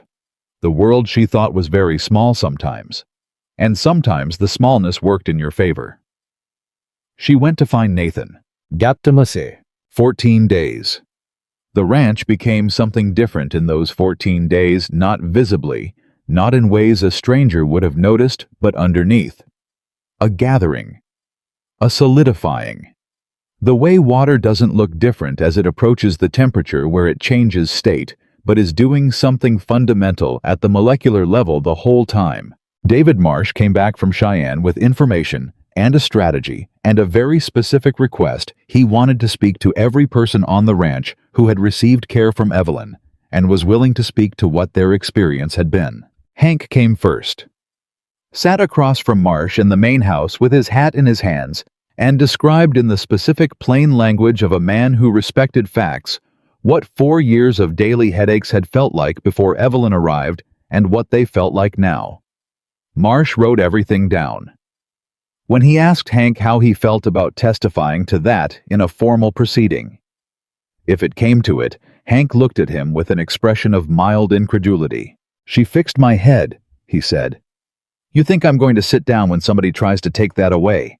Marsh wrote that down too. Garrett came next, and Pete, whose finger worked properly now, and 3 of the wives of senior hands. And Cal, who had finished his 10 days in quarantine and was back at work, and had apparently told approximately everyone he knew in the bunkhouse what Evelyn had said about straight information being kinder than comfortable words, because she heard it quoted back to her twice in the next week by people she hadn't told it to directly. Nathan watched all of it with that steady, attentive expression, and he said very little in the room when these conversations happened, and she understood after a while that he was doing it deliberately, making sure that the story being told was hers, not his. That the people speaking were speaking for themselves, not for their employer. That when the hearing came, it would be clear that the support was real and not manufactured. That was its own kind of intelligence. She recognized it and appreciated it, and filed it alongside everything else she was learning about how this man's mind worked. Margaret Holt's letter arrived on day 11. Evelyn was alone when she read it, which was good because she needed to be alone for it. Margaret wrote that she had received Evelyn's letter and that she was glad to know she was well. That Wyoming sounded nothing like she would have imagined. That Chicago General was much the same as it had always been, which was perhaps not entirely a compliment, although Margaret left that interpretation to the reader. And then in the 3rd paragraph, written in Margaret's precise, controlled handwriting, I have been holding something for 2 years that I should not have held this long. I cannot speak to what I didn't see. But I can speak to what I did. If you need me to, I will." Evelyn read those 2 sentences 4 times. If you need me to, I will. She put the letter down and pressed both hands flat on the desk and breathed. Then she picked it up and went to find Nathan. She found him in the yard talking with Miguel about something logistical that she didn't take in because she was holding the letter, and he saw her face and stopped mid-sentence. "What happened?" he asked. She held out the letter. He read it. His expression moved through something complicated. She saw it happen, the calculation and the relief and the weight of it. "She'll testify," he said. "If we ask her to come," Evelyn said. "It's a long way, and Harrington will know what it means when she shows up. He may try to discredit her too," Nathan said. "Yes?" "Margaret has been at that hospital for 20 years, Evelyn said. "She is not easily discredited, but still." "Write to her tonight," Nathan said. "Ask her to come. I'll pay her travel and accommodation, whatever she needs." Evelyn looked at him. "Nathan, you've already spent—" "Write the letter," he said. She looked at him for a moment, and in that moment she felt something she had been very carefully not examining for several weeks settle into something clearer. Something she couldn't keep in the category of professional regard anymore, because it had grown past the boundaries of that category entirely, and she had been pretending not to notice. She wrote the letter. She sent it that night. And 4 days later, on the morning of April 18th, the day before the hearing, a train pulled into Carterville Station, and 2 people stepped off it. The first was Margaret Holt, 61 years old, nursing supervisor, gray-haired and straight-backed, and wearing an expression of someone who had made a difficult decision and was at peace with it. The second was a man Evelyn had not expected, and had not been told to expect, and whose presence on that platform made her stop walking entirely for 3 full seconds. He was about 60, well-dressed, carrying a leather briefcase. He looked up and saw her, and his face did something complicated, and he walked toward her while Margaret waited, and he said, when he reached her, "Miss Carter, I'm Dr. Harrison Webb. I was the chief of surgery at Chicago General when you worked there. I retired last October." He paused. "I read what happened. I read all of it finally properly, without the filter of Harrington's presence making it difficult to see clearly." He stopped again. "I owe you an apology, a significant one, and I'd like if you'll allow it to make it in the form most useful to you tomorrow." Evelyn stood very still on the platform in the April morning with the train behind her and Wyoming around her, and Margaret Holt a few feet away, and Nathan standing at her side, and felt the particular feeling of a door she had given up on opening by itself. "Dr. Webb," she said when she trusted her voice, "I'm glad you're here." The hearing was tomorrow, and for the first time since Harrington's name had come back into her life, she thought it was possible, genuinely specifically possible, that the truth was going to be enough. The night before the hearing, Evelyn didn't sleep again. Not the way she had not slept the morning after Billy Crane's accident, that had been productive sleeplessness, the kind that made things. This was different. This was the sleeplessness of a person who has done everything that can be done, and is left with nothing but the waiting, which is always the hardest part, because waiting requires you to be still when every instinct is telling you to move. She sat at the desk in the clinic cabin with the lamp turned low and went through everything one more time, not because she needed to. She had the record memorized, every patient, every date, every treatment decision, and its rationale. She had walked David Marsh through it 3 times. She had answered Margaret Holt's quiet, precise questions about the clinical details of Eleanor Cross's surgery until she could recite them in her sleep.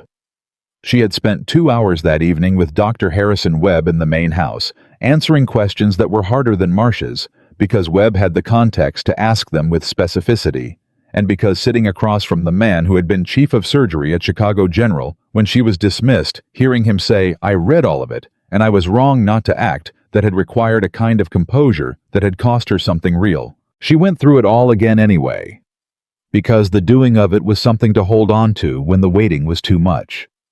Somewhere around 2 in the morning, she heard the main house door open and close, and footsteps crossing the yard, and then a quiet knock at the clinic cabin door. not Clara's wall knock, not the urgent open palm hammering of emergencies. Something in between, something considered. She opened the door. Nathan was standing outside with 2 cups of coffee and an expression she had never seen on him before, not quite uncertain, because Nathan didn't do uncertain the way most people did, but something adjacent.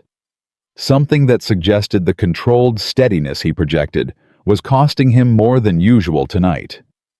"I saw your lamp," he said. "I saw yours," she said.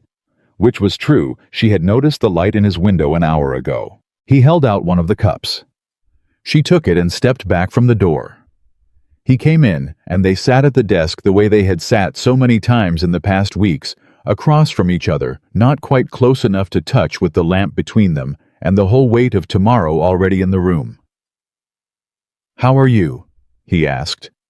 "Ask me tomorrow," she said. "After." "I'm asking now." She looked at the coffee cup. "Frightened," she said. "Tired of being frightened. Angry underneath the fear, which is probably useful." She paused.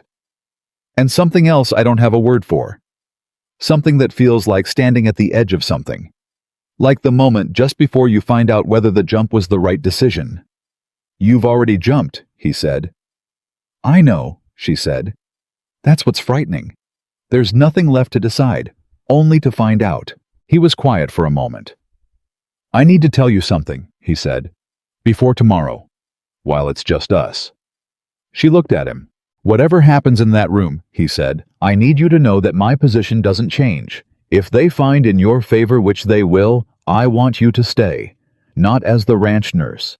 As something else. Something we haven't quite named yet, but that I think we both know is already real." He paused. "And if they somehow don't find in your favor, if Harrington has more reach than we've accounted for, and tomorrow goes wrong, I still want you to stay. Because I will fight this through every legal avenue available until it's resolved correctly, and I want you here while that happens." She held very still. "Nathan," she said. "I'm not finished," he said. "I've been trying to find the right time to say this, and there isn't one, so I'm saying it now." He set his cup down and looked at her with that direct, honest attention that had struck her the first night she met him, crouched in the snow, looking at her at eye level. "I love you.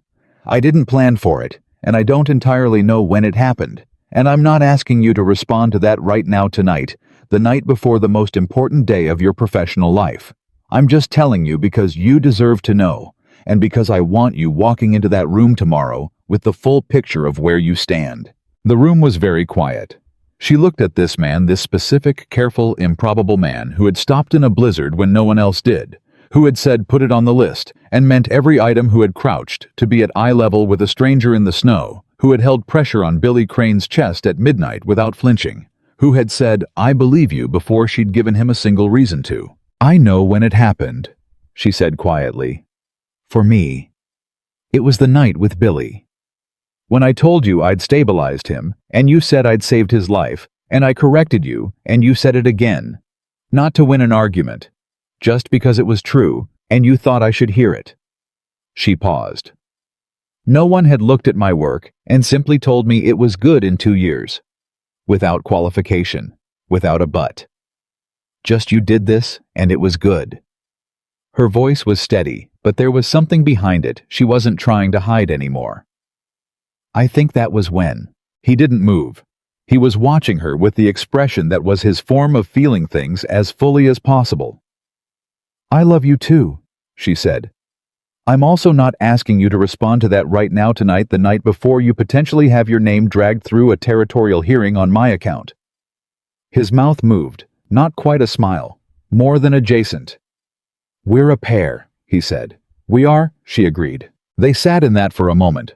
Warm, complicated, too large to fully hold, and somehow exactly the right size for 2 people sitting across from each other at a small desk in a ranch clinic cabin in Wyoming the night before everything. "Get some sleep," he said eventually. "I won't," she said. "I know," he said. "Try anyway." He stood, took his cup, crossed to the door. Stopped with his hand on the frame. She had noticed he did this.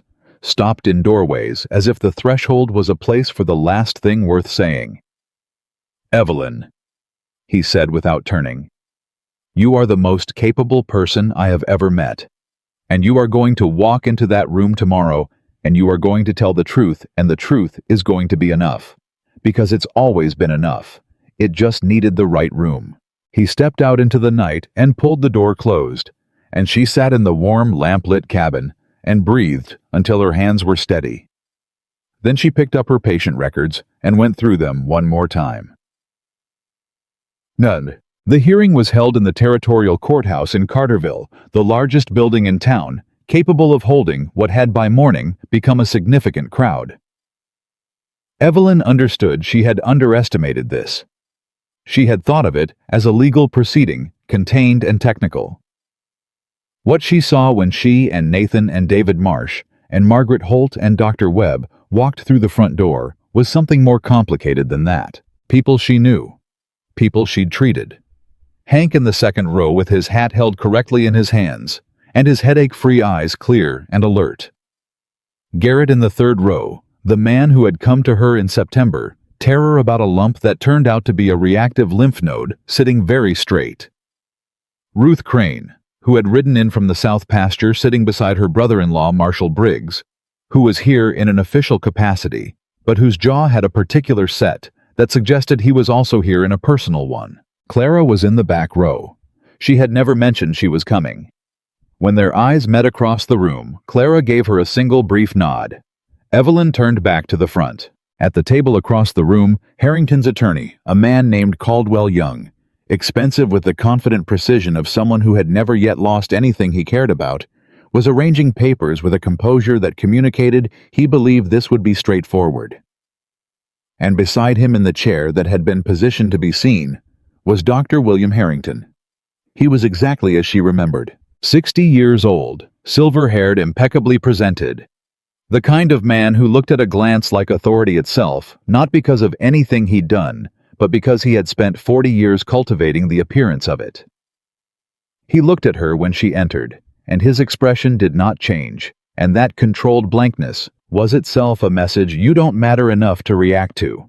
She had seen that face in her nightmares for 2 years. Looking at it now in the morning light of a Wyoming courthouse, she felt something unexpected. Not fear, something closer to clarity. She sat down. David Marsh leaned over. Ready?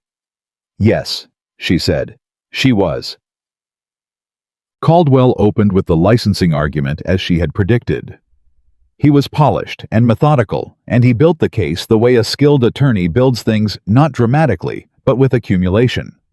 Each piece small, each piece logical. The combined effect designed to create a picture of a woman practicing medicine without authorization, without oversight in a vulnerable population that deserved protection.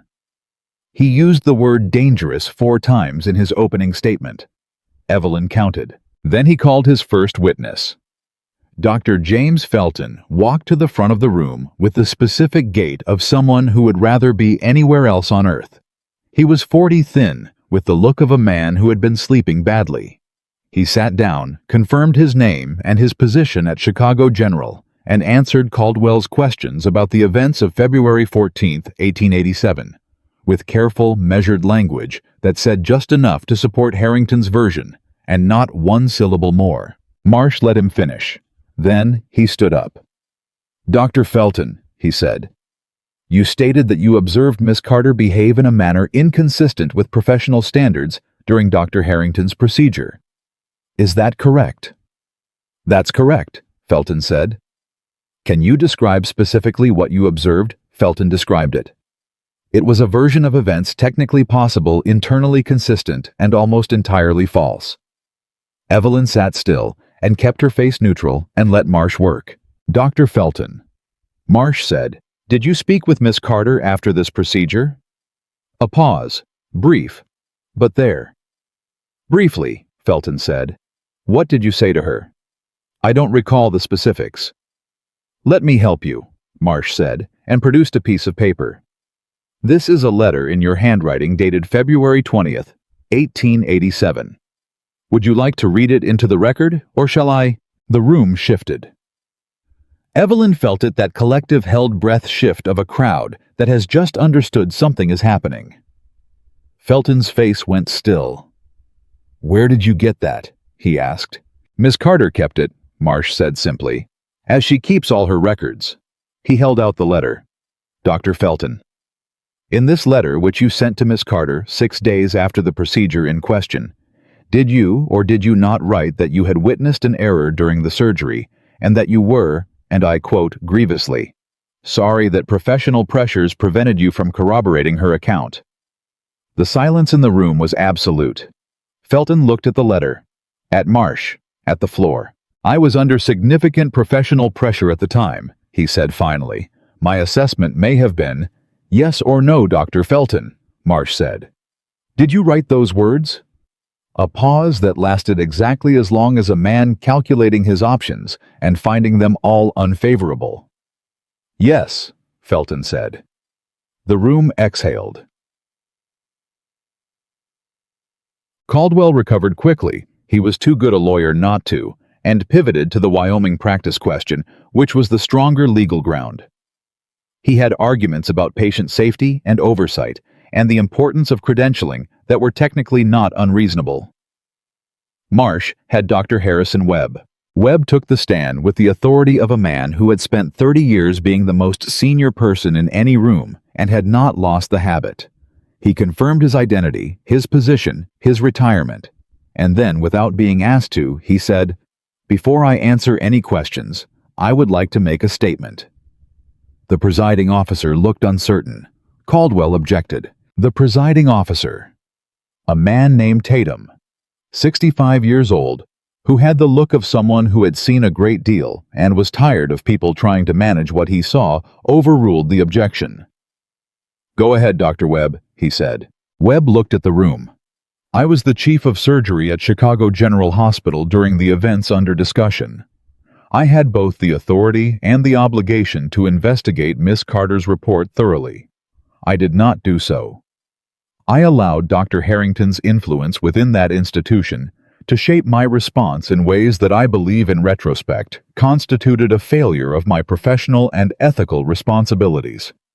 He paused. "I am here because I am correcting that failure, however late."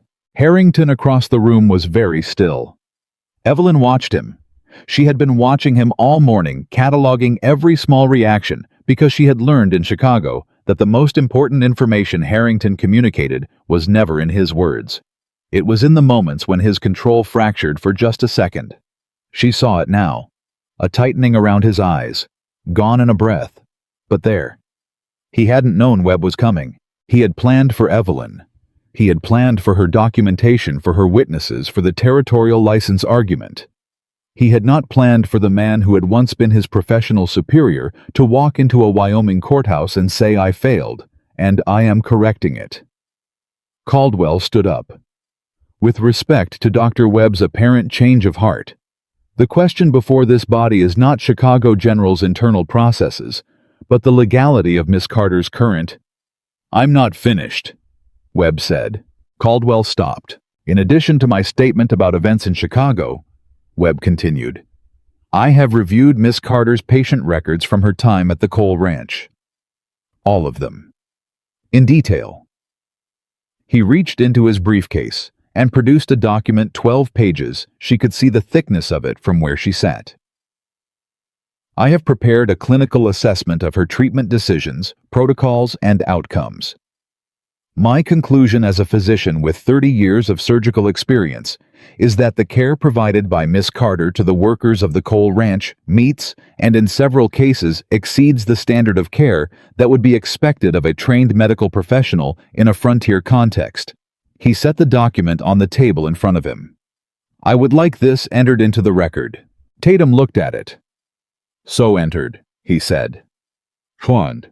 The room broke for 30 minutes at midday. Evelyn stood outside with Nathan and Marsh was talking something about the afternoon session, about the trajectory, about what he expected from Caldwell's remaining witnesses, and she was hearing it, but processing it at about half capacity, because the morning had taken something out of her that she hadn't fully accounted for. Not the testimony, not the legal maneuvering. What had taken something out of her was Felton's face when he said yes. She had carried that letter for 2 years. had read it dozens of times in bad moments when she needed to know that at least one person who had been in that room had seen what she'd seen. It had been private evidence, personal, the kind of thing you keep, not because you plan to use it, but because you need something to hold on to. Watching it become public, watching Felton have to confirm in front of a room full of people that he had written it, that he had known and stayed silent, was not satisfying in the way she had sometimes imagined it might be.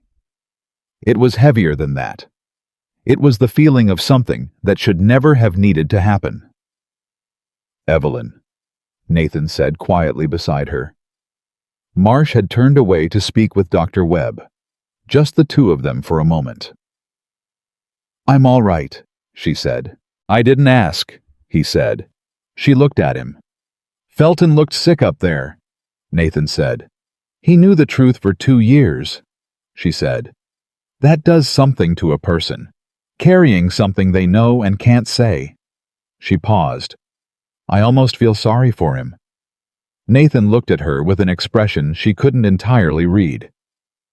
"You almost feel sorry for the man who let you lose everything." "He didn't let me," she said. "Harrington took it. Felton just couldn't find the courage to stop him." She thought about that. "There's a difference. I know what cowardice looks like from the inside. It doesn't feel like malice. It feels like self-preservation. It's smaller and sadder than malice." Nathan was quiet for a moment. "You are," he said, "a remarkably fair-minded person for someone who's been treated the way you've been treated." "I've been treated unfairly," she said. "That doesn't mean fairness stops working." He looked at her for a long moment. "Come on," Marsh said from behind them. "Caldwell's going to call 2 more witnesses this afternoon. We need to be ready." The 2 witnesses Caldwell called in the afternoon were both men from Carterville proper. A businessman named Howard and a member of the town council named Price, who offered opinions on the inappropriateness of unsupervised female medical practice in general terms that were confident and entirely devoid of any specific evidence. Marsh cross-examined them both with the efficiency of a man who did not need to work hard to dismantle something that had no foundation. "Mr. Howard," he said, "have you personally received any care from Miss Carter?" "No," Howard said. "Do you know anyone who has?" "I've heard. Anyone you've spoken to directly? Anyone who has told you in their own words that they were harmed or inadequately treated by Miss Carter?" A pause. "Not directly." "Thank you," Marsh said. "No further questions." Price fared no better. Then Marsh called Hank. Hank took the stand with the self-possessed calm of a man who had decided exactly what he was going to say before he sat down, which was everything. He described his headaches, 4 years of them, their frequency, their severity, how they had affected his work and his sleep and his general ability to function. He described coming to Evelyn what she had found, what she had explained, what she had recommended. He described the outcome. "In your judgment," Marsh said, "was the care you received from Miss Carter professionally delivered?" "In my judgment," Hank said, with the flat directness of a man who did not use words decoratively, "she knew more about what was wrong with me than anyone I'd ever seen, and she told me in plain language what it was and what to do about it, and she was right." He paused. "I've been to 2 real doctors in my life. Neither one did what she did." Caldwell, on cross-examination, asked Hank whether he had any medical training that would allow him to evaluate the quality of Miss Carter's practice. Hank looked at him steadily. "Do you need medical training to know your head stopped hurting?" he asked. A few people in the room made sounds they immediately suppressed. Tatum's expression didn't change, but something in the set of his mouth suggested he was performing the same suppression. Garrett came next, then 2 of the wives. Then Ruth Crane, who described the night of Billy's accident with the composed devastation of someone who knew exactly how close it had come, and who said at the end quietly to the room, "He is alive because of her. That is all I have to say." Marshall Briggs in the second row was looking at the middle distance with an expression that communicated nothing except that he was paying close attention to everything. Then Marsh called Margaret Holt. Margaret walked to the front with 61 years of professional authority behind her and the specific bearing of someone who had made a difficult decision and was not going to flinch from it now. She confirmed her name, her position, her tenure at Chicago General. Then Marsh said, "Miss Holt, you were present at Chicago General Hospital during the events of February 1887 and the subsequent disciplinary proceedings against Miss Carter. Is that correct?" "It is," Margaret said. "And during those proceedings, did you offer testimony or a statement regarding what you had observed?" "I did not," Margaret said. "Why not?" Margaret folded her hands in her lap. "Because I was afraid," she said. Dr. Harrington had been at that hospital for 20 years.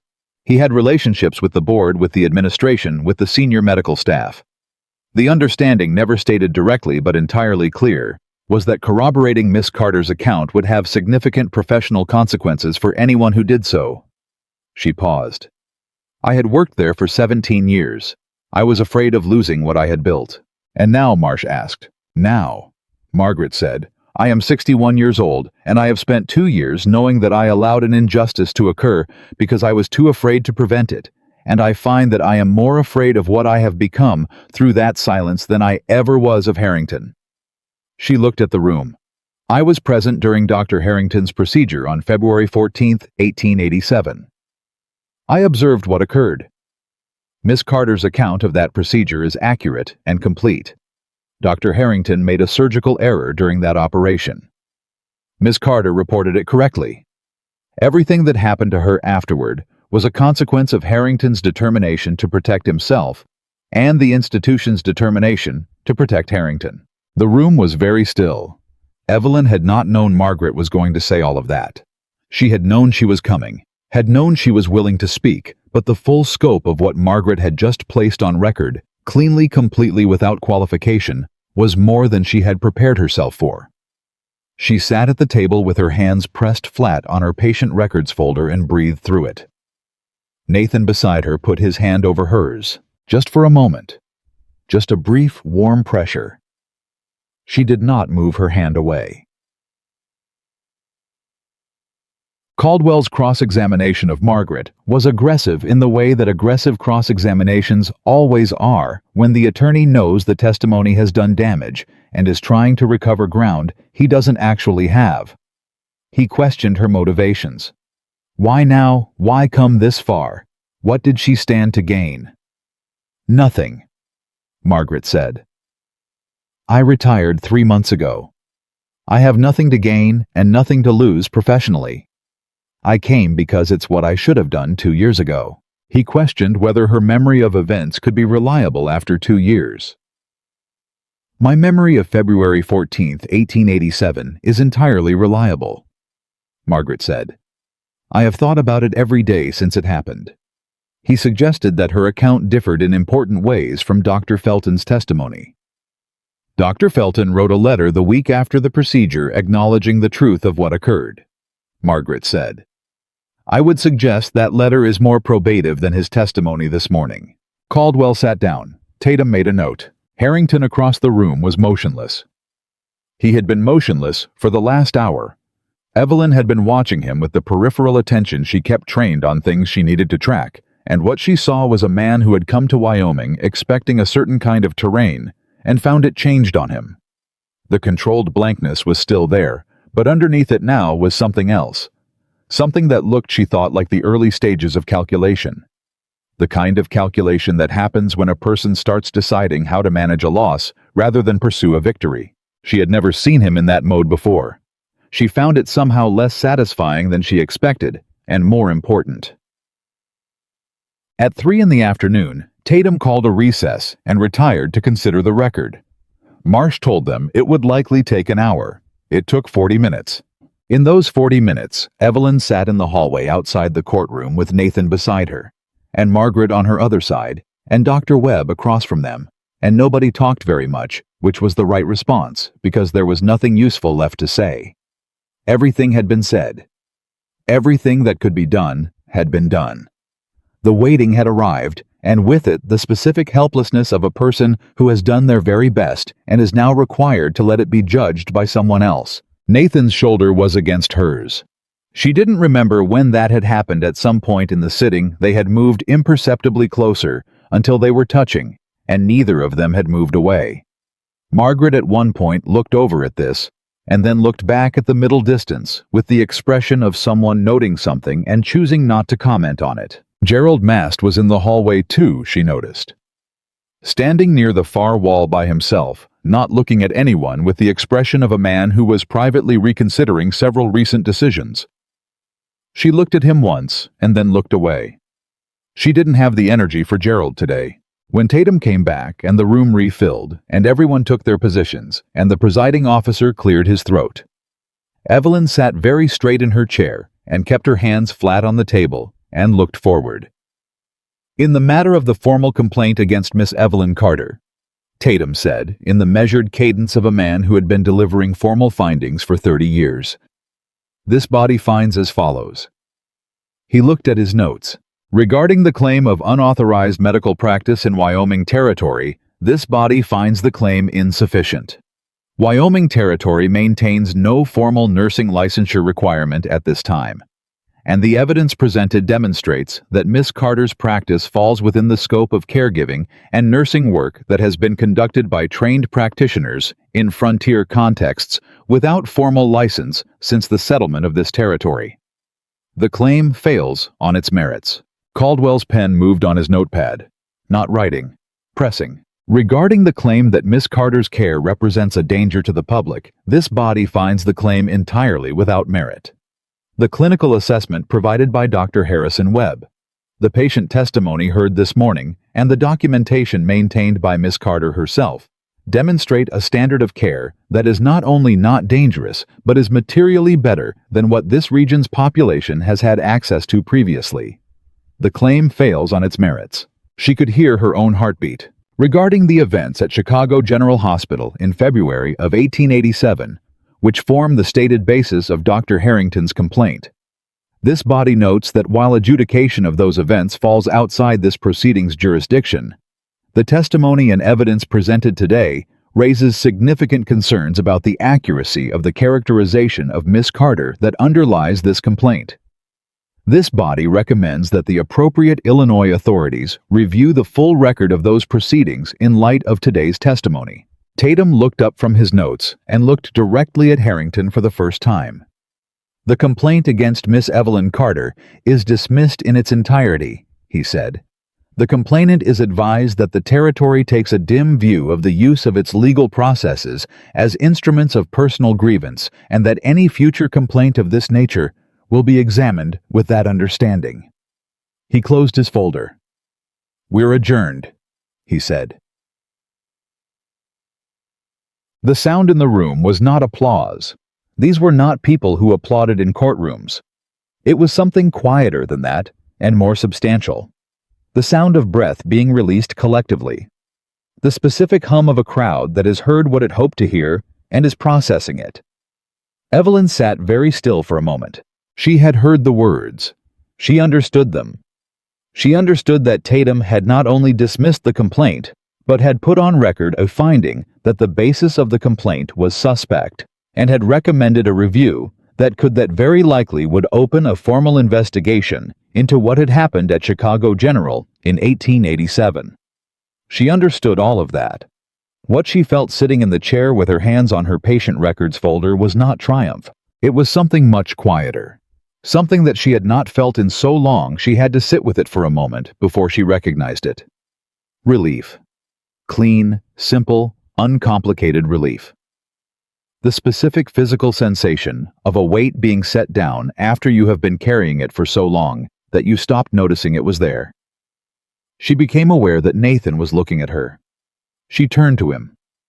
"It's done," he said quietly. "It's done," she said. His hand covered hers again, not briefly this time, but staying. She turned her hand over and held his, and they sat like that, while David Marsh stood and shook hands with Dr. Webb, and Margaret found her way to Evelyn's other side and put a hand on her shoulder, and the room moved and resettled around them. Across the room, Harrington was already moving toward the door. He didn't look back. That was the thing that struck her. He moved through the room without looking at her, without any final performance, and she understood that for him, this was not an ending so much as a recalibration. Men like Harrington didn't have endings. They had adjustments. But Felton, who was standing near the wall waiting for the crowd to thin, looked at her. Just once. For 3 seconds. And in those 3 seconds, she saw everything he had been carrying for 2 years. The cost of the silence, the private accounting that a person does when they choose wrong, and know it, the particular weight of a truth you kept when you should have told it. She held his gaze. She did not smile, and she did not nod, and she did not offer him absolution because it wasn't hers to give. What she offered instead was simply the absence of hatred, which was the most honest thing she had. He looked away first. She let him. The crowd that found them on the courthouse steps was not large, but it was dense with intention. Hank, who hugged her briefly awkwardly with the specific embarrassment of a man not accustomed to hugging and said, "Told you." Garrett, who shook her hand and held it an extra second. The wives. Ruth Crane Cal, who had appeared from somewhere, looking like he wasn't sure he belonged but was committed to being present anyway.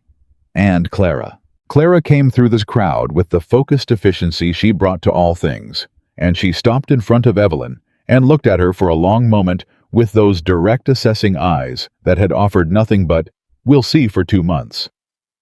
"Well," Clara said. "Well," Evelyn said. "I suppose," Clara said, "that you'll be staying." It was not phrased as a question. It was phrased as a woman acknowledging a fact she had already decided she was comfortable with. "I suppose I will," Evelyn said. Clara nodded once. Then she did something Evelyn had not anticipated and suspected Clara had not fully anticipated.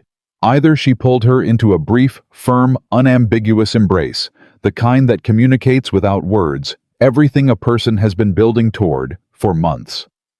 She let go before Evelyn could respond, smoothed her coat, and walked away toward the wagon as if nothing had happened. Evelyn stood on the courthouse steps and felt tears she hadn't let herself cry all day arrive at once, which they did with the specific, inconvenient timing of tears that have been waiting for the right moment. Nathan appeared beside her. He didn't say anything about the tears. He produced a clean handkerchief, which she took without being asked, and stood beside her while she used it. "You said something to me," he said, "when I asked what happens now, the night at the station. Do you remember?" She looked at him. The courthouse steps, the April afternoon, the people moving around them, Margaret and Webb near the wagon marsh, checking his watch. "I said I had nowhere to go tonight," she said. "That's the first thing you said," he said. "The second thing later, when I asked where you were planning to go." "I don't have anywhere," she said. "I didn't have a second thing." "No," he said. "The second thing was when I asked you to stay and you said, 'When do I start?'" He looked at her steadily. "I'm asking you to stay again, not as the ranch nurse, as something more than that, whatever shape that takes." He paused. "When do you start?" She looked at him. She looked at this man who had found her in the snow and crouched to her level and believed her without evidence and put things on a list and held pressure on a broken chest at midnight and said "I love you" the night before a hearing, so she would walk in knowing exactly where she stood. "I already started," she said. He looked at her, and for the first time since she'd met him, the expression that crossed his face was not adjacent to a smile. It was one. She would remember it later, not as the most dramatic moment of the day, not as the thing that should have defined April 19th, 1888, but as the one that mattered most. A man who had spent years keeping his feelings in the territory just north of Visible, finally letting one through. She smiled back. Around them, Wyoming went on being Wyoming, cold and vast and indifferent to individual human moments, which was fine because the humans were not being indifferent to each other. "Clara's going to have opinions," Nathan said. "Clara always has opinions," she said. "I've learned to find it reassuring." "Good," he said. "Because there's no version of this where Clara doesn't have opinions." She laughed. An actual laugh, small and genuine, and arriving without warning the way real laughter usually does. He looked at her when she laughed with an expression that said he would like to see that again. "Come on," Marsh said, appearing at Nathan's elbow. "I want to talk about the Illinois recommendation before I catch the evening train. There may be grounds to formally request a review, and if so, we should move while momentum is with us." Nathan looked at Evelyn. "Business," he said. "Business," she agreed. "Go." She watched him go with Marsh, and Margaret came to stand beside her, and they stood together on the courthouse steps, watching the April afternoon move around Carterville. "You're going to be all right here," Margaret said. The same words Nathan had said to her weeks ago in the clinic cabin. She thought about that, about how the truth of a thing could be said by different people at different times, and land differently each time, accumulating weight, becoming more true with each telling. "I know," she said. And Margaret, who had spent 2 years carrying guilt and had put it down today in the most public way available, breathed out beside her. "Good," she said. "It looks good on you." The afternoon light fell across the steps of the Carterville courthouse, and below in the street, the horses moved and the wagon waited. And David Marsh was already explaining something to Nathan with the rapid precision of a man on a schedule. And somewhere behind them, Clara was telling someone to move carefully with that crate. And everything was exactly as ordinary, and exactly as extraordinary as it had been since the night a frozen woman grabbed a stranger's coat and said, "I'm not ready to die." She had not been ready to die then. She was very much ready to live now. David Marsh caught the evening train, and Margaret Holt caught the morning one. And Dr. Harrison Webb stayed 3 more days, because Nathan asked him to, and because Webb, it turned out, had questions of his own that Wyoming was answering in ways Chicago never had. On the last evening of Webb's stay, he sat in the clinic cabin with Evelyn, and they talked for 2 hours about medicine. Not about hearings or lawyers or Harrington, but about actual medicine, the kind that absorbed them both so completely that Clara had to knock twice before either of them heard it. Webb had surgical knowledge that Evelyn didn't have access to, and she had frontier experience that Webb had never encountered.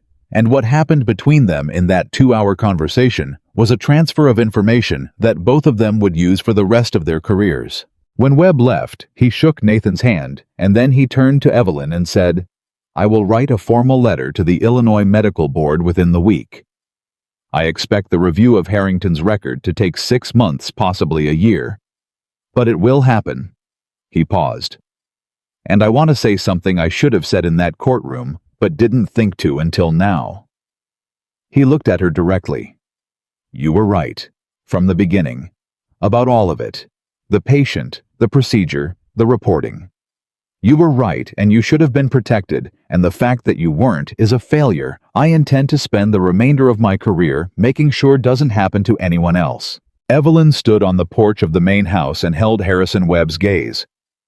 "Thank you," she said, "for coming, for all of it." "Thank you," he said, "for keeping those records."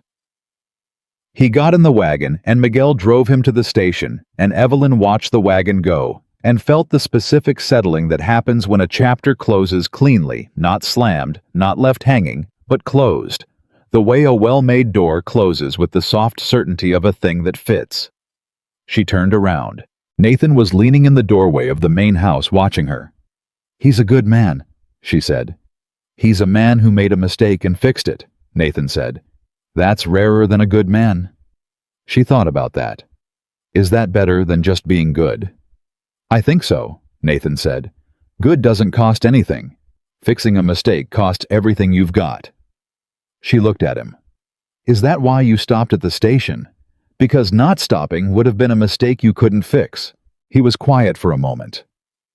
"I stopped at the station," he said, "because there was a person who needed help, and I was there. That's the whole of it at the start." He paused. Everything after that was its own decision. She walked toward the door, toward him. "Every single one of them," she said. He looked at her the way he had been looking at her since April 19th, openly, without the careful management he used to apply to it, like a man who has decided that the cost of hiding a thing is higher than the cost of being seen. "Come inside," he said. "Clara made something. She won't say what, but she's been in the kitchen since noon, and the whole house smells extraordinary." That's her version of celebrating, Evelyn said. I know, he said. Don't tell her I told you. She went inside. May arrived, and with it the full thaw, and with the thaw came the kind of work that reminded Evelyn why the frontier was both harder and more real than anything she had left behind in Chicago. The spring cattle push was not abstract. It was loud and physical and relentless, and it produced injuries at a rate that kept her moving from the moment the men went out to the moment they came back. Rope burns again. Hoof impacts. A dislocated shoulder on a seasonal hand named Dodd that she reduced with the specific combination of confidence and speed that this kind of procedure required, and which left Dodd staring at her with an expression of stunned gratitude that she had come to recognize as one of her favorite things about this work. How'd you do that? He asked, rotating the shoulder experimentally. Leverage and angle, she said. It's geometry more than strength. I've had that done before, he said. In Nevada. By a real doc. Hurt a lot worse. The speed matters, she said. The longer you hesitate, the more the muscle contracts around the joint. You go fast, and it has less time to resist. Dodd tested the shoulder again. You should charge more, he said. Talk to Mr. Cole about that, she said. He laughed. Yes, ma'am. She had started to notice in those weeks after the hearing that the title had changed. Not Miss anymore, or not only that. Ma'am. The specific honorific of someone who has been accepted into the functional hierarchy of a working community. It was a small thing. It meant everything. The seasonal hands went back to wherever seasonal hands went between seasons, and the permanent crew settled into the slower rhythm of early summer, and the clinic cabin had 1 week so quiet that Evelyn spent 3 full mornings reorganizing the supply chest and writing up the clinical protocols she had developed over the past months into a document clean enough to be used by someone else. She wasn't sure why she did that last part.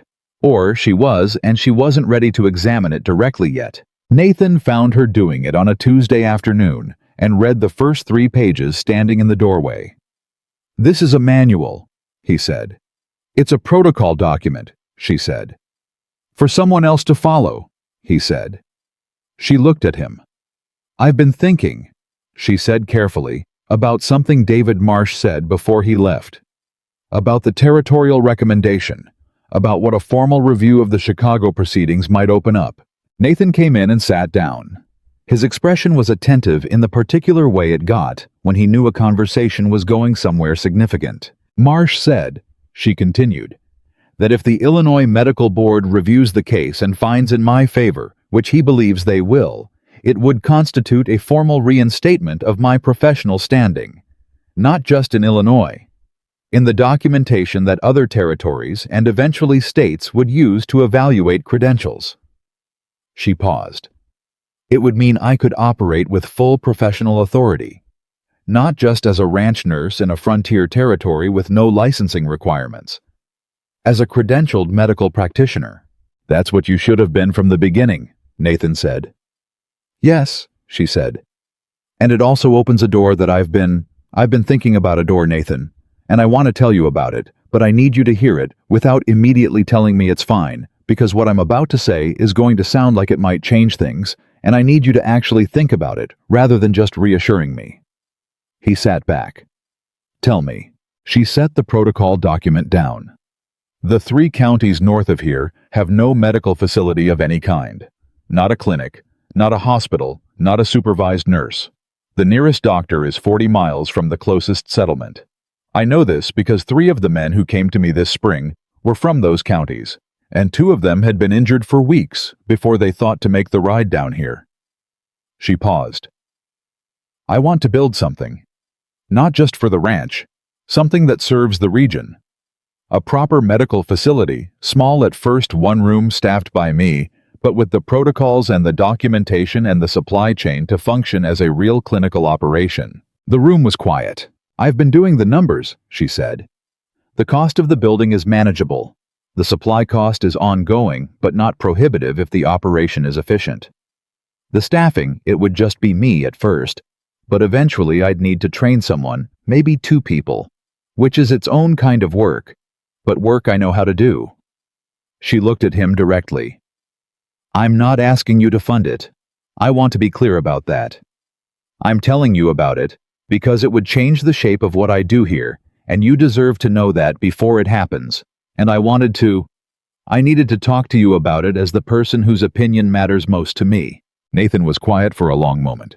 She had learned to read his silences. This was not the silence of doubt. It was the silence of a man running through practical considerations with the same systematic attention he brought to cattle prices and water systems and everything else he decided mattered. "You've been thinking about this for a while," he said. "Since February," she said. "Since the 3 men from the northern counties." "February," he repeated. "That was your 2nd week here." "Yes." "You were thinking about building a regional medical facility in your 2nd week on the ranch." "I think about problems," she said. "It's how I'm made." He looked at the protocol document on her desk, at the supply chest, at the clinic cabin that had been a storage room 4 months ago and was now something considerably more than that. "I told you the first night," he said, "that I wasn't offering charity. I was offering a chance." "You did," she said. "That offer was never only about what I needed," he said. "It was about what I thought you were capable of." He met her eyes. "I have never in 4 months revised that estimate downward." He paused. "I would like to fund it, not as your employer, as your partner, because what you're describing is exactly the kind of thing that makes a community something more than a collection of isolated homesteads, and I have the resources to help, and no good reason not to use them." She looked at him. "You can't just say yes to everything," she said. "I can when everything is right," he said. She opened her mouth and closed it again. "Nathan," she said. "Evelyn," he said. "I'm going to need you to occasionally push back," she said. "On something, anything. It would make me feel better about the power balance." The corner of his mouth moved. "The supply chain," he said. "I think we should use the Laramie supplier rather than Cheyenne. Cheyenne is further, and the roads are worse in winter." She blinked. That's actually a reasonable operational point." "I know," he said. "I'm a reasonable man." She laughed. That genuine, unguarded laugh that he had been collecting like a man who understood the value of scarce things. "Laramie," she agreed. "All right." The letter from the Illinois Medical Board arrived in July. Not the final determination that would take months, yet Marsh had warned her, but an acknowledgement of the formal review and a preliminary assessment that the case warranted full investigation. Attached was a separate letter from Marsh, noting that Harrington had been quietly placed on administrative leave from his surgical duties at Chicago General, pending the review, which was not a conclusion, but was unmistakably a consequence. She read both letters at the desk in the clinic cabin on a Wednesday morning, and sat with them for a long time. Then she did something she hadn't done since before Chicago. She went to find Nathan, not because there was a problem to solve, or a decision to make, or information to convey, but simply because he was the person she wanted to be with when something important happened. She found him in the barn, working with one of the horses, doing something with quiet patience that she didn't interrupt. She just came in and stood where he could see her, and he looked at her face and said, "Good news." "Good news," she confirmed. He handed the lead rope to a hand and came toward her, and she showed him the letters, and he read them in the particular focused silence he brought to reading. And when he finished, he looked up and said, "It's happening." "It's happening," she said. "How do you feel?" he asked. And she took stock honestly, the way she had always taken stock, systematically, without sentimentality, with the particular fairness she tried to apply to her own interior as she applied to everything else. "Relieved," she said. "Still relieved. I don't think that goes away quickly. And something else. Something that feels like the work is starting, not just at the ranch. The larger work. The thing I was supposed to be doing all along." She paused. "Does that make sense?" "It makes complete sense," he said. "It's strange," she said. "I lost everything and ended up exactly where I needed to be. I'm not sure how to feel about that." Whether I'm supposed to be grateful for the terrible thing because of where it led, or whether I'm allowed to be angry at the terrible thing and glad about where I am as two separate feelings. Both, Nathan said immediately. That's not complicated. The terrible thing was terrible. Where you are now is good. Both of those are true at the same time. She looked at him. You make things very simple. I make things accurate, he said. Simple is a side effect. She folded the letters and held them in both hands and thought about Eleanor Cross, whose surgery had started all of this. 61-years-old mother patient, the woman whose nearly lost life had cost Evelyn everything and brought her here. She thought about that every now and then, whether Eleanor Cross had any idea. Whether the patient ever knew what the nurse had given up on her behalf. She hoped Eleanor Cross was well. She hoped she had more years than she might have had without the reporting that had corrected the oversight of Harrington's error. She hoped the cost had purchased something real.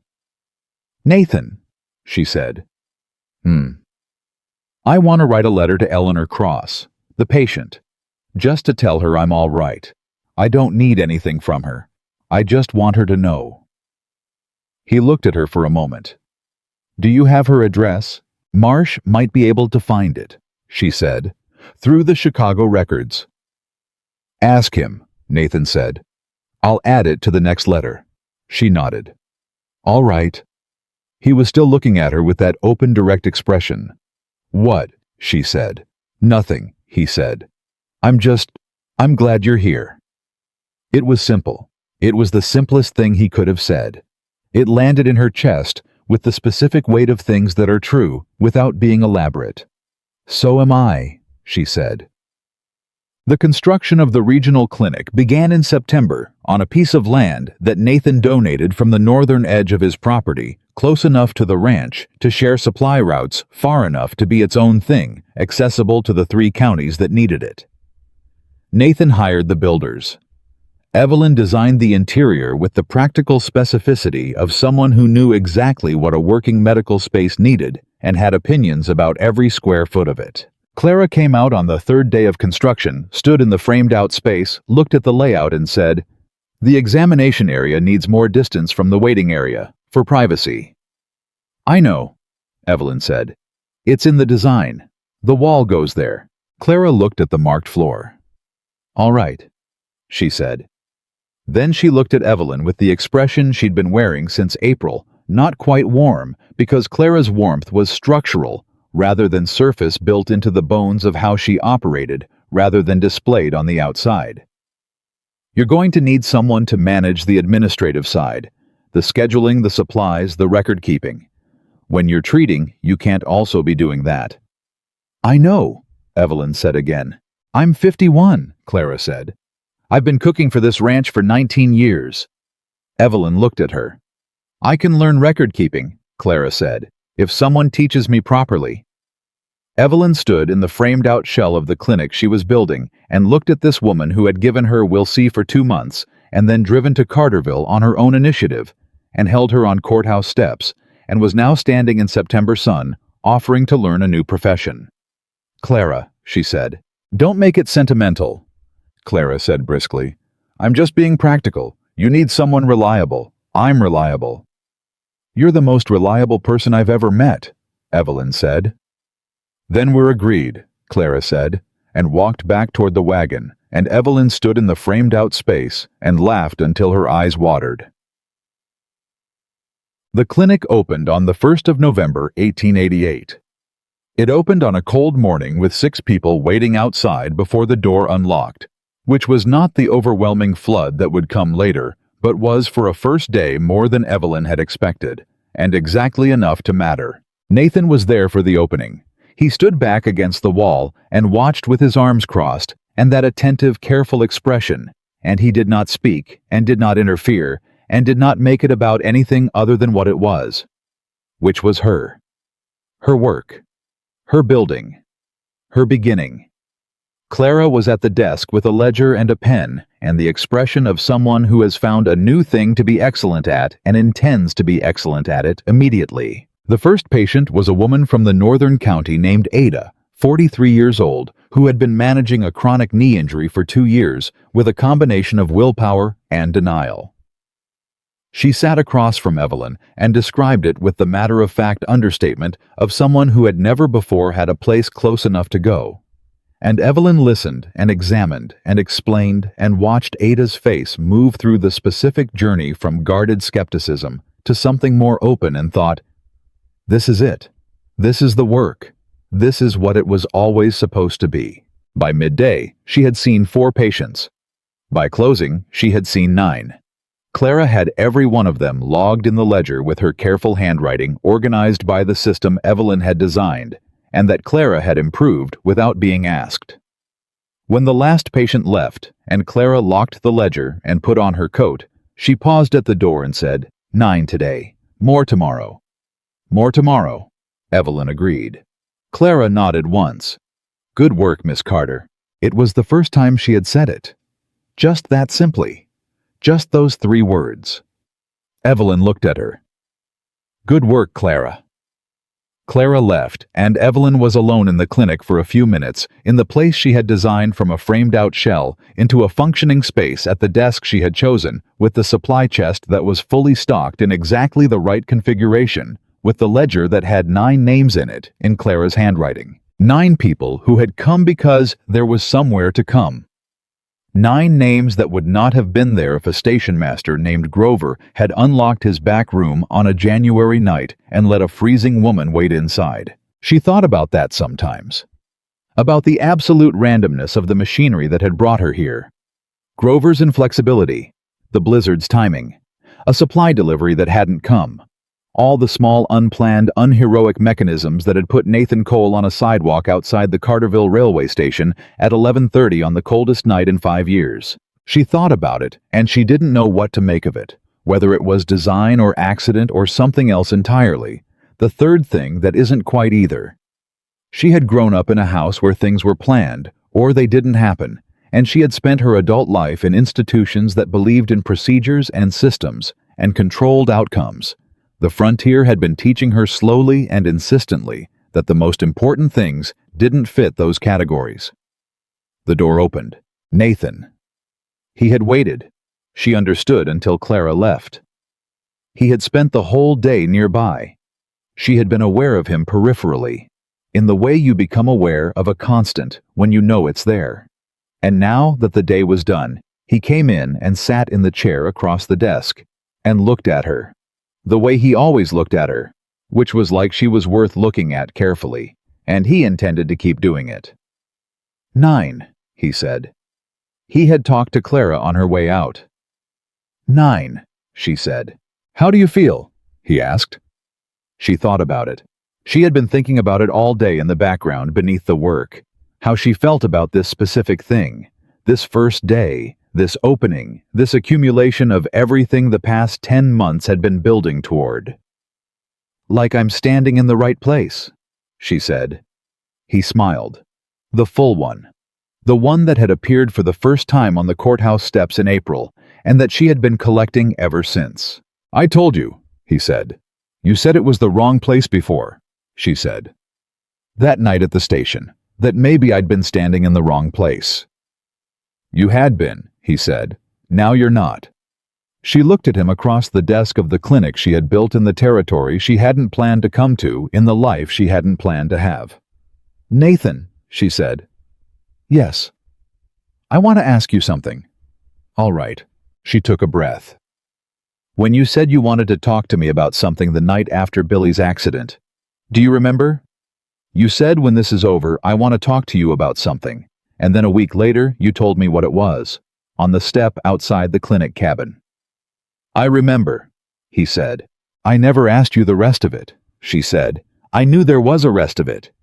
You said something we haven't quite named yet, but I knew you had a name in mind.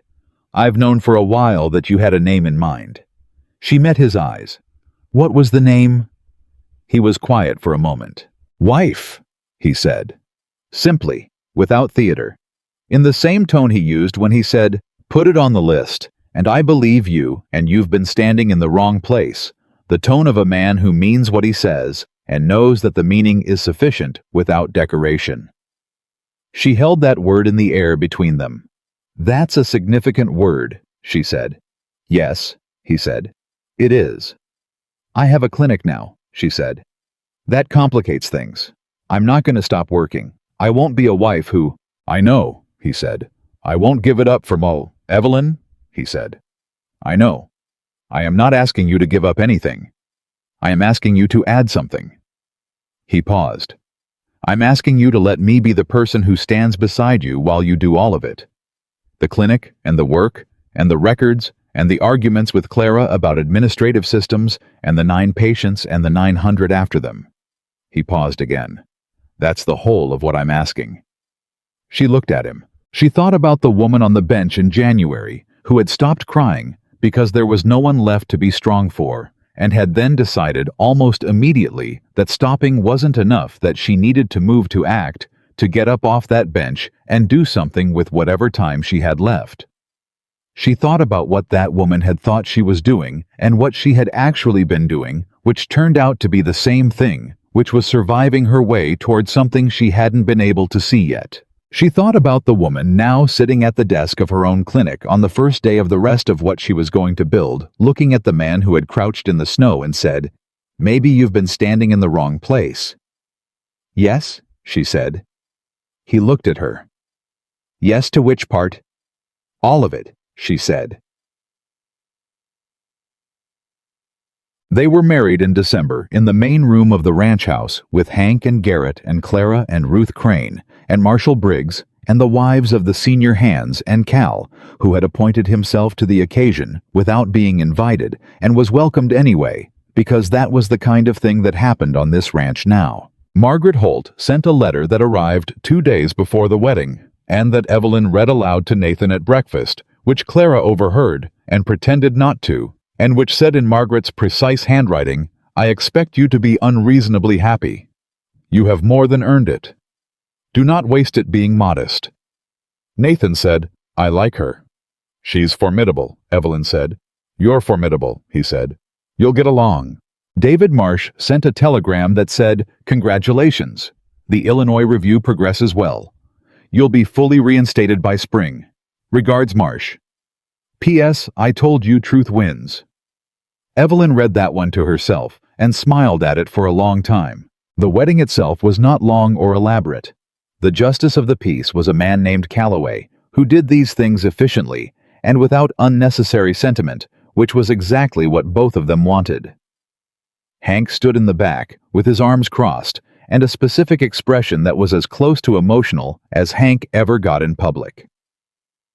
Clara stood straight and kept her hands folded, and when it was done, she went directly to the kitchen to bring out the food she had been preparing since dawn, which was her version of everything she felt about the occasion.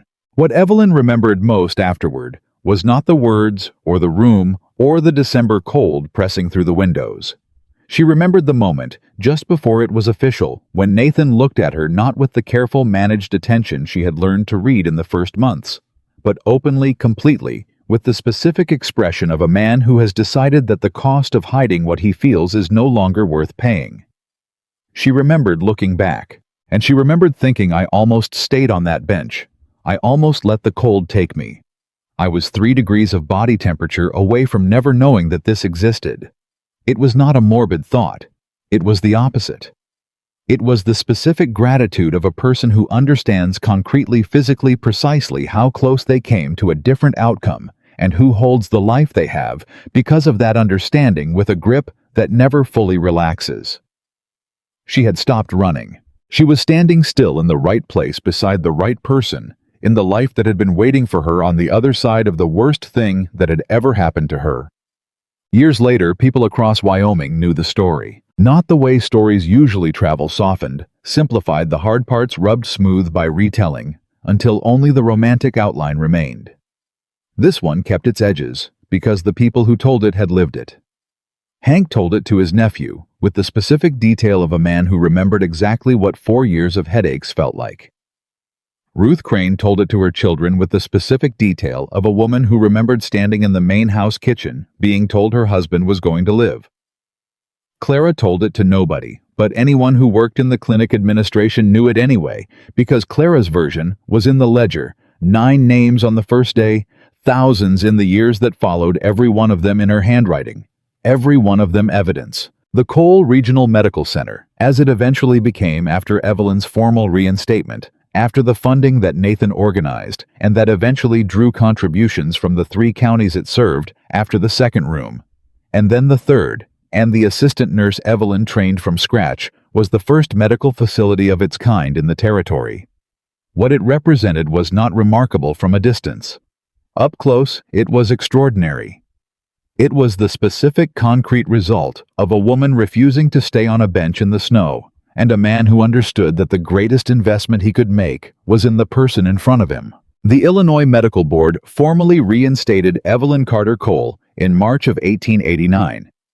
Harrington resigned from Chicago General 6 months before the final determination, which was the institutional version of admitting something without saying it. The formal finding documented the error, the suppression of evidence, and the wrongful dismissal of a nurse whose account had been accurate from the beginning. Evelyn read the determination once, filed it in the clinic records, and went back to work. She never framed it. She never displayed it. People sometimes asked her if she felt vindicated by it, and she would think about that honestly before she answered, because she always answered honestly. "I knew what I saw," she would say. "The determination didn't change that. It changed what other people knew. That matters. But it's different from vindication." "What would vindication feel like?"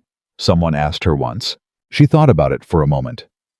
"Like this," she said, and gestured at the clinic, the desk, the ledger, the door that was always unlocked during operating hours.